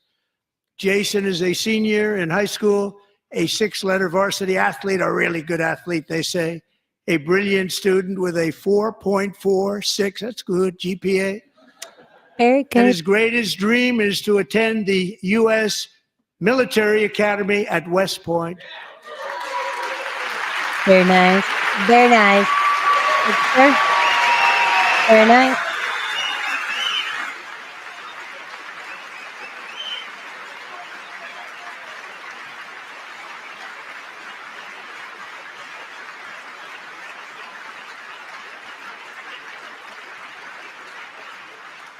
And Jason, that's a very big deal getting in. That's a hard one to get into. But I'm pleased to inform you that your application has been accepted. You will soon be joining the Corps of Cadets. Good to know people. Good to know people. Amen. That's what you call networking at its finest. That gum right, buddy. Congratulations, sir.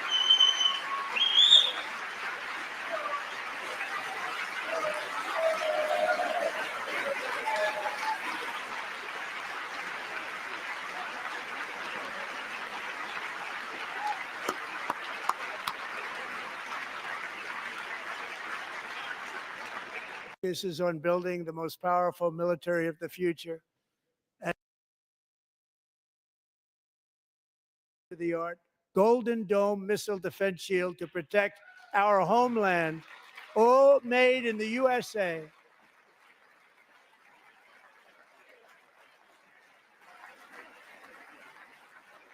all made in the And Ronald Reagan USA. wanted to do it long ago, but the technology just wasn't there, not even close. But now we have the technology. It's incredible, actually.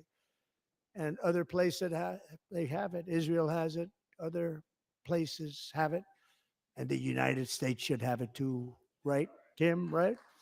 They should have it too. So I want to thank you. But it's a very, very important. This is a very dangerous world. We should have it. We want to be protected, and we're going to protect our citizens like never before.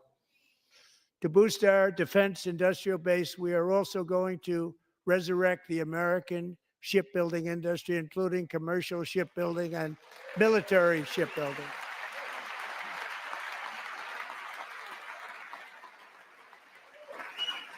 And for that purpose, I am announcing tonight that we will create a new Office of Shipbuilding in the White House and offer special tax incentives to bring this industry home to America where it belongs. We used to make so many ships. We don't make them anymore very much, but we're going to make them very fast, very soon. It will have a huge impact. To further enhance our national security, my administration will be reclaiming the Panama Canal, and we've already started doing it.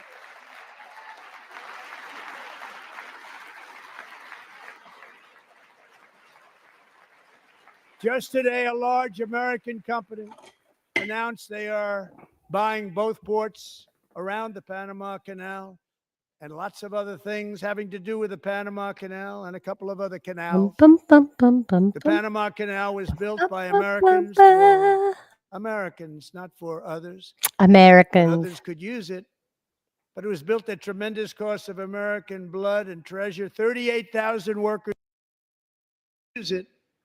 But it was built at tremendous cost of American blood and treasure. 38,000 workers died. They died of malaria. They died of snake bites and mosquitoes. Not a nice place to work. They paid them very highly to go there, knowing there was a 25% chance that they would die. The most expensive project also that was ever built in our country's history, if you bring it up to modern day costs. It was given away by the Carter administration for $1, but that agreement has been violated very severely. We didn't give it to China. We gave it to Panama, and we're taking it back. Woo! We're taking it back. We're taking it back. Uh-oh, uh-oh. Why is that guy looking stressed? Oh, there's some. And we have Marco Rubio in charge. Good luck, Marco. Thank you. Look at him. He's like, oh, man, what'd you just do? We know who to blame if anything goes wrong. Now, Marco's been amazing, and he's going to do a great job. He will. Think of it. He got 100 votes. You know, he was approved with actually 99, but the 100th was this gentleman, and I feel very certain. So let's assume he got 100 votes. And I'm either very, very happy about that or I'm very concerned about it. Mm-hmm. Oh. But he's already proven. I mean, he's a great gentleman. He's respected by everybody, and we appreciate you voting for Marco. He's going to do a fantastic job. Thank you, sir. Thank you. He's doing a great job. Thank you. Great job. And I also have a message tonight for the incredible people of Greenland. Greenland. We strongly support your right to determine your own future. And if you choose, we welcome you into the United States of America. We need Greenland for national security and even international security. And we're working with everybody involved to try and get it. But we need it really for international world security. And I think we're going to get it. One way or the other, we're going to get it. We will keep you safe. We will make you rich, and together we will take Greenland to heights like you have never thought possible before. It's a very small population, but very, very large piece of land and very, very important for military security. America is once again standing strong against the forces of radical Islamic terrorism. 3.5 years ago, ISIS terrorists killed 13 American service members and countless others in the Abbey Gate bombing during the disastrous and incompetent withdrawal from Afghanistan. Not that they were withdrawing, it was the way they withdrew. Perhaps the most embarrassing moment in the history of our country. Tonight, I am pleased to announce that we have just apprehended the top terrorist responsible for that atrocity, and he is right now on his way here to face the swift sword of American justice. Did you hear that? Did you hear that? Did you hear that?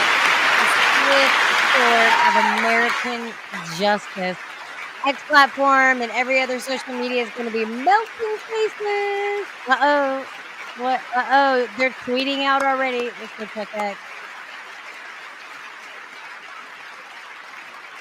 That's right. And I want to thank especially the government of Pakistan for helping arrest this monster. Thank you.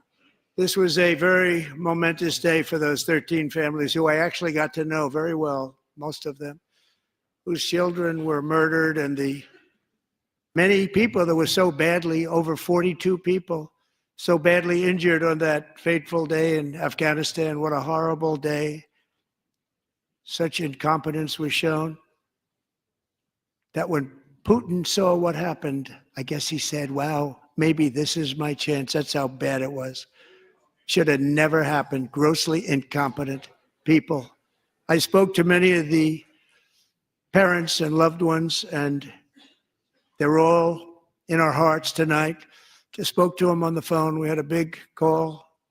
Every one of them called, and everybody was on the line, and they did nothing but cry with happiness. They were very happy, as happy as you can be under those circumstances. Their child, brother, sister, son, daughter was killed for no reason whatsoever. In the Middle East, we're bringing back our hostages from Gaza. In my first term, we achieved one of the most groundbreaking peace agreements in generations, the Abraham Accords. And that is groundbreaking.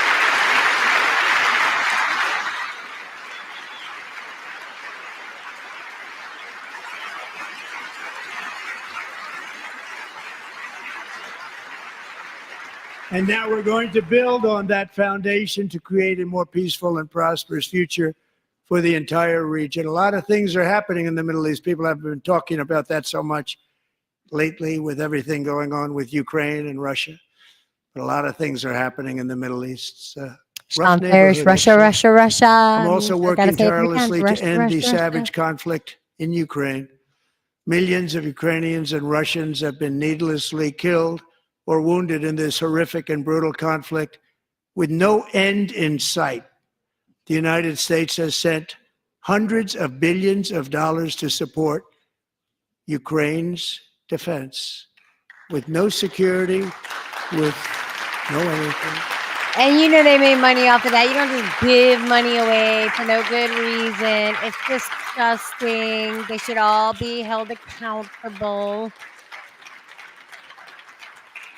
Do you want to keep it going for another 5 years? Yeah, you would say Pocahontas says yes. Yes, he did it. He Pocahontas. There she is, guys. There she is. Here we go. 2,000 people are being killed every single week. More than that.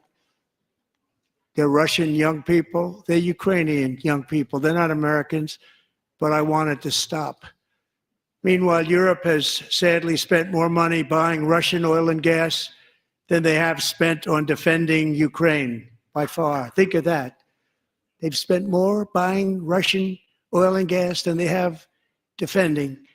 And we've spent perhaps $350 billion, like taking candy from a baby. That's what happened. See, they get loud when he tells the truth. $100 billion. What a difference that is. And we have an ocean separating us, and they don't. But we're getting along very well with them, and lots of good things are happening.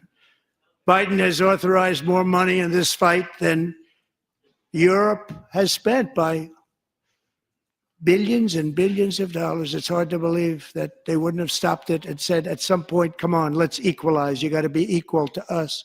But that didn't happen. Earlier today, I received an important letter from President Zelensky of Ukraine. Here we The go. letter reads, Ukraine is ready to come to the negotiating table as soon as possible to bring lasting peace closer. Nobody wants peace more than the Ukrainians, he said. My team and I stand ready to work under President Trump's strong leadership to get a peace that lasts. We do really value how much America has done to help Ukraine maintain its sovereignty and independence. Regarding the agreement on minerals and security, Ukraine is ready to sign it at any time that is convenient for you. I appreciate that he sent this letter, just got it a little while ago. Simultaneously, we've had serious discussions with Russia and have received strong signals that they are ready for peace. Wouldn't that be beautiful? Wouldn't that be beautiful? Is somebody boo? What are they doing? Uh-oh, Ukrainian. Are you kidding me? Get out. Get out. Unless you're signing something. Wouldn't that be beautiful?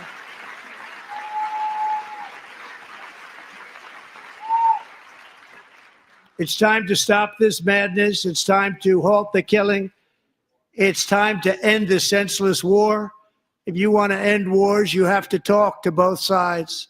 Nearly 4 years ago, amid rising tensions, a history teacher named Mark Fogel was detained in Russia and sentenced to 14 years in a penal colony. Welcome home, Rough Mark. stuff. The previous administration barely lifted a finger to help him. They knew he was innocent, but they had no idea where to begin. But brought back up. But last summer, I promised his 95-year-old mother, Malphine, that we would bring her boy safely back home. After 22 days in office, I did just that, and they are here tonight.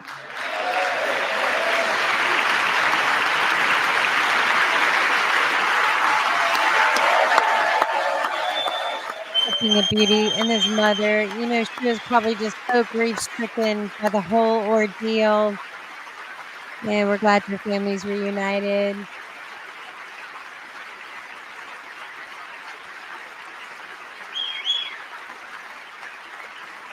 Adam Schiff. Ugh. I can't stand it. Look at these faces.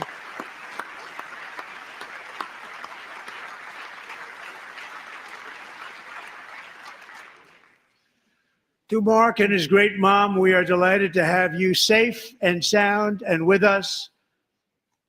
As fate would have it, Mark Fogel was born in a small rural town in Butler, Pennsylvania. Have you heard of it?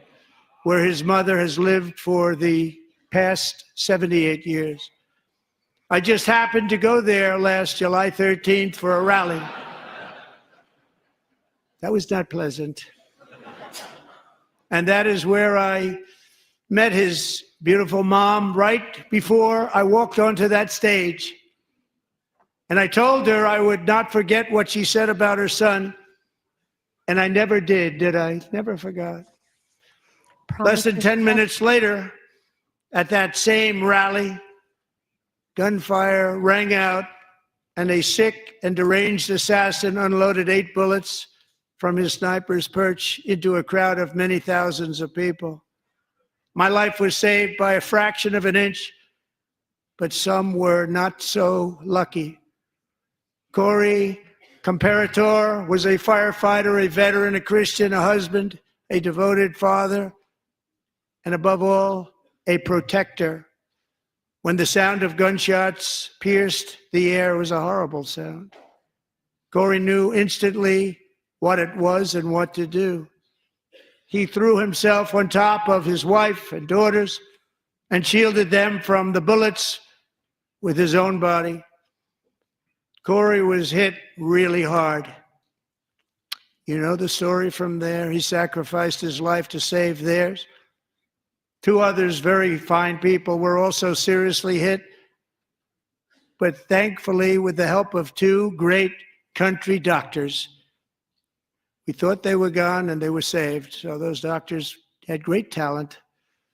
We're joined by Corey's wife, Helen, who was his high school sweetheart, and their 2 beloved daughters, Allison and Kaylee. Thank you. Thank you, Allison, Kaylee.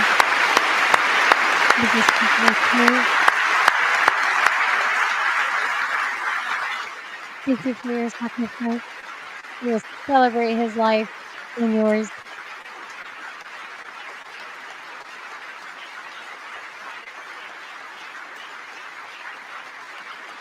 I hope to see some arrests tonight. I really do, but I know that's probably not a probability, but that would be nice. That would be really nice. To Helen, Allison, and Kaylee, Corey is looking down on his three beautiful ladies right now, and he is cheering you on. He loves you. He is cheering you on. Corey was taken from us much too soon, but his destiny was to leave us all with a shining example of the selfless devotion of a true American patriot. It was love like Corey's that built our country, and it's love like Corey's that is going to make our country more majestic than ever before. I believe that my life was saved that day in Butler for a very good reason. I was saved by God to make America great again. I believe that.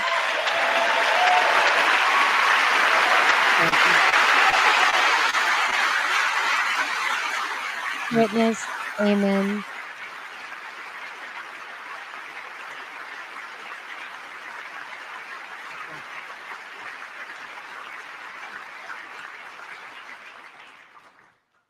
Thank you very much. From the patriots of Lexington and Concord to the heroes of Gettysburg and Normandy, from the warriors who crossed the Delaware to the trailblazers who climbed the Rockies, and from the legends who soared at Kitty Hawk to the astronauts who touched the moon, Americans have always been the people who defied all odds, transcended all dangers, made the most extraordinary sacrifices, and did whatever it took to defend our children, our country, and our freedom.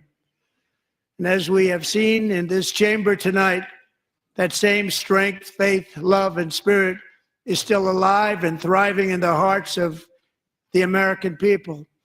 Despite the best efforts of those who would try to censor us, silence us, break us, destroy us, Americans are today a proud, free, sovereign, and independent nation that will always be free, and we will fight for it till death. We will never let anything happen to our beloved country, because we are a country of doers, dreamers, fighters, and survivors. Our ancestors crossed a vast ocean, strode into the unknown wilderness, and carved their fortunes from the rock and soil of a perilous and very dangerous frontier. They chased our destiny across a boundless continent. They built the railroads, laid the highways, and graced the world with American marvels like the Empire State Building, the mighty Hoover Dam, and the towering Golden Gate Bridge. They lit the world with electricity, broke free of the force of gravity, fired up the engines of American industry, vanquished the communists, fascists, and Marxists all over the world, and gave us countless modern wonders sculptured out of iron, glass, and steel. We stand on the shoulders of these pioneers who won and built the modern age, these workers who poured their sweat into the skylines of our cities, these warriors who shed their blood on fields of battle and gave everything they had for our rights and for our freedom.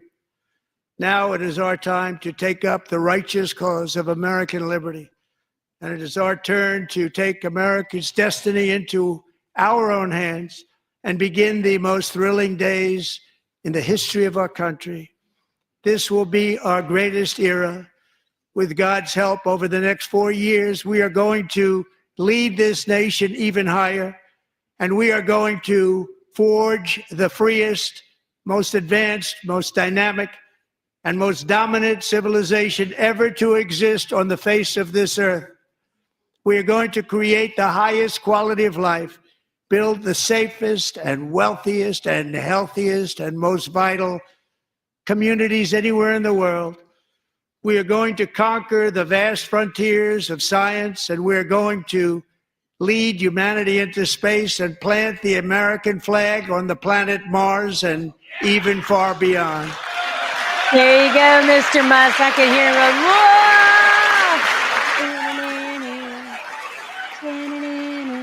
Yeah! Wait, can you imagine?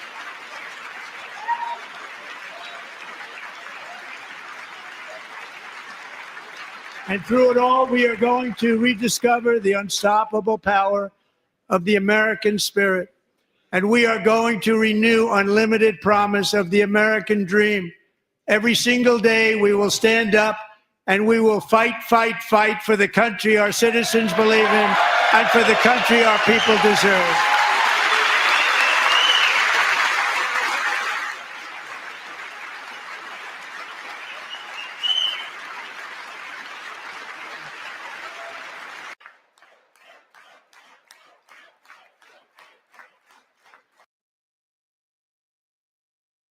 An incredible future because the golden age of America has only just begun. It will be like nothing that has ever been seen before. That's only just begun. It will be like nothing that has ever been seen before. Thank you. God bless you. And God bless America.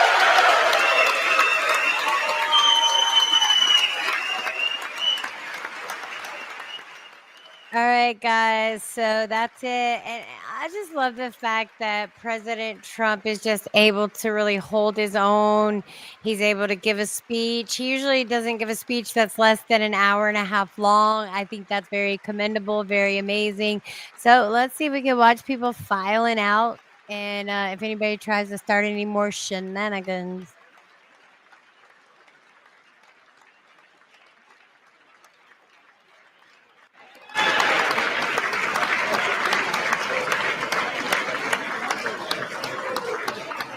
It's pretty peaceful so far.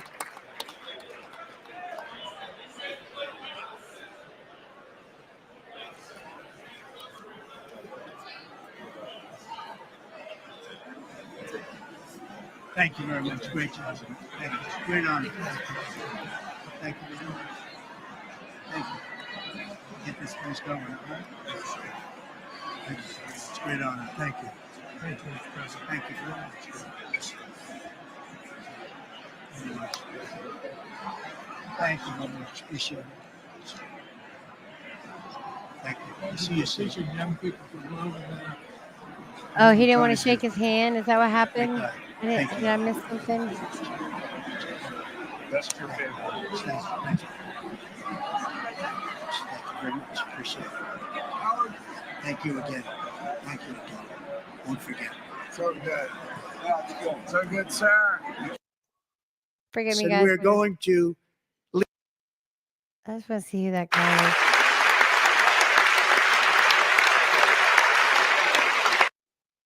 Who was that man?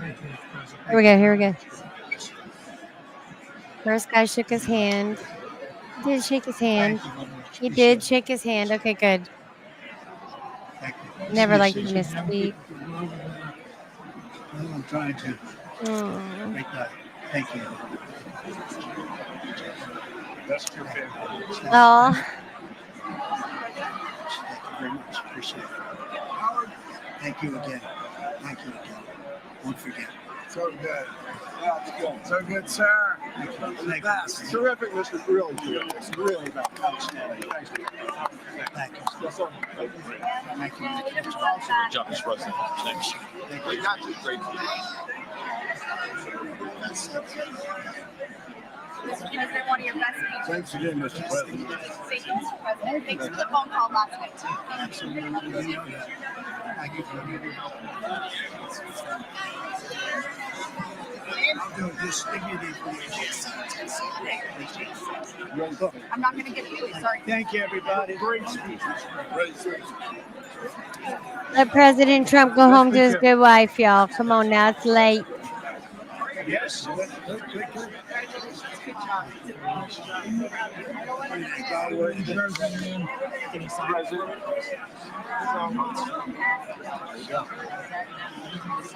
President Roger Williams, thanks for the call. I love Roger Williams. Thank you. You don't have to introduce yourself. Thank you, sir. Mr. President. I know you better than you do. Right? I love Roger Great Williams. baseball. America Great is, job. Great job you're doing. America is back. Thank you so much, Welcome you Mr. back to President. Pennsylvania anytime, sir. They stood for Thank you all. You got him. Oh, man. Let's see if my governor's in there somewhere. That was phenomenal, sir. It's hard to believe, isn't it? That was fantastic, sir. That was amazing. Thank you very much. Quick selfie. Mr. President. Good job, Mr. President. Great job. Thank you so much. Great speech, sir. Great speech. Yes, sir. President back to Pennsylvania. Oh, just here. I want to say it. Absolutely. Oh, good. How you doing? All right?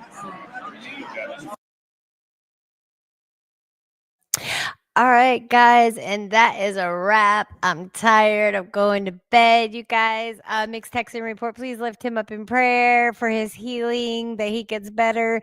Big Russ has been feeling under the weather. I was feeling under the weather too, but now I'm feeling a lot better. So you guys take care, stay well. Thanks for joining us tonight. My name is Regina Connell. This is West Virginia Wire with Mixed Texan Report. We were mixing it up tonight. All right, guys, be blessed, and we'll see you on the flip flop.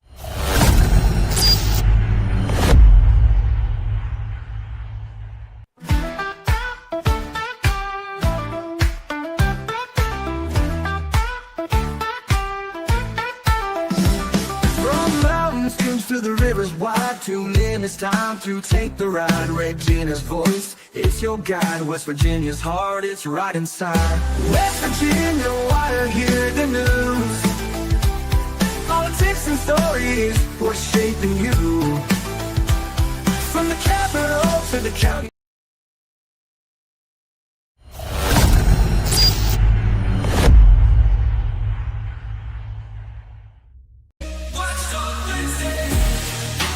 Rise and shine, it's a brand new day.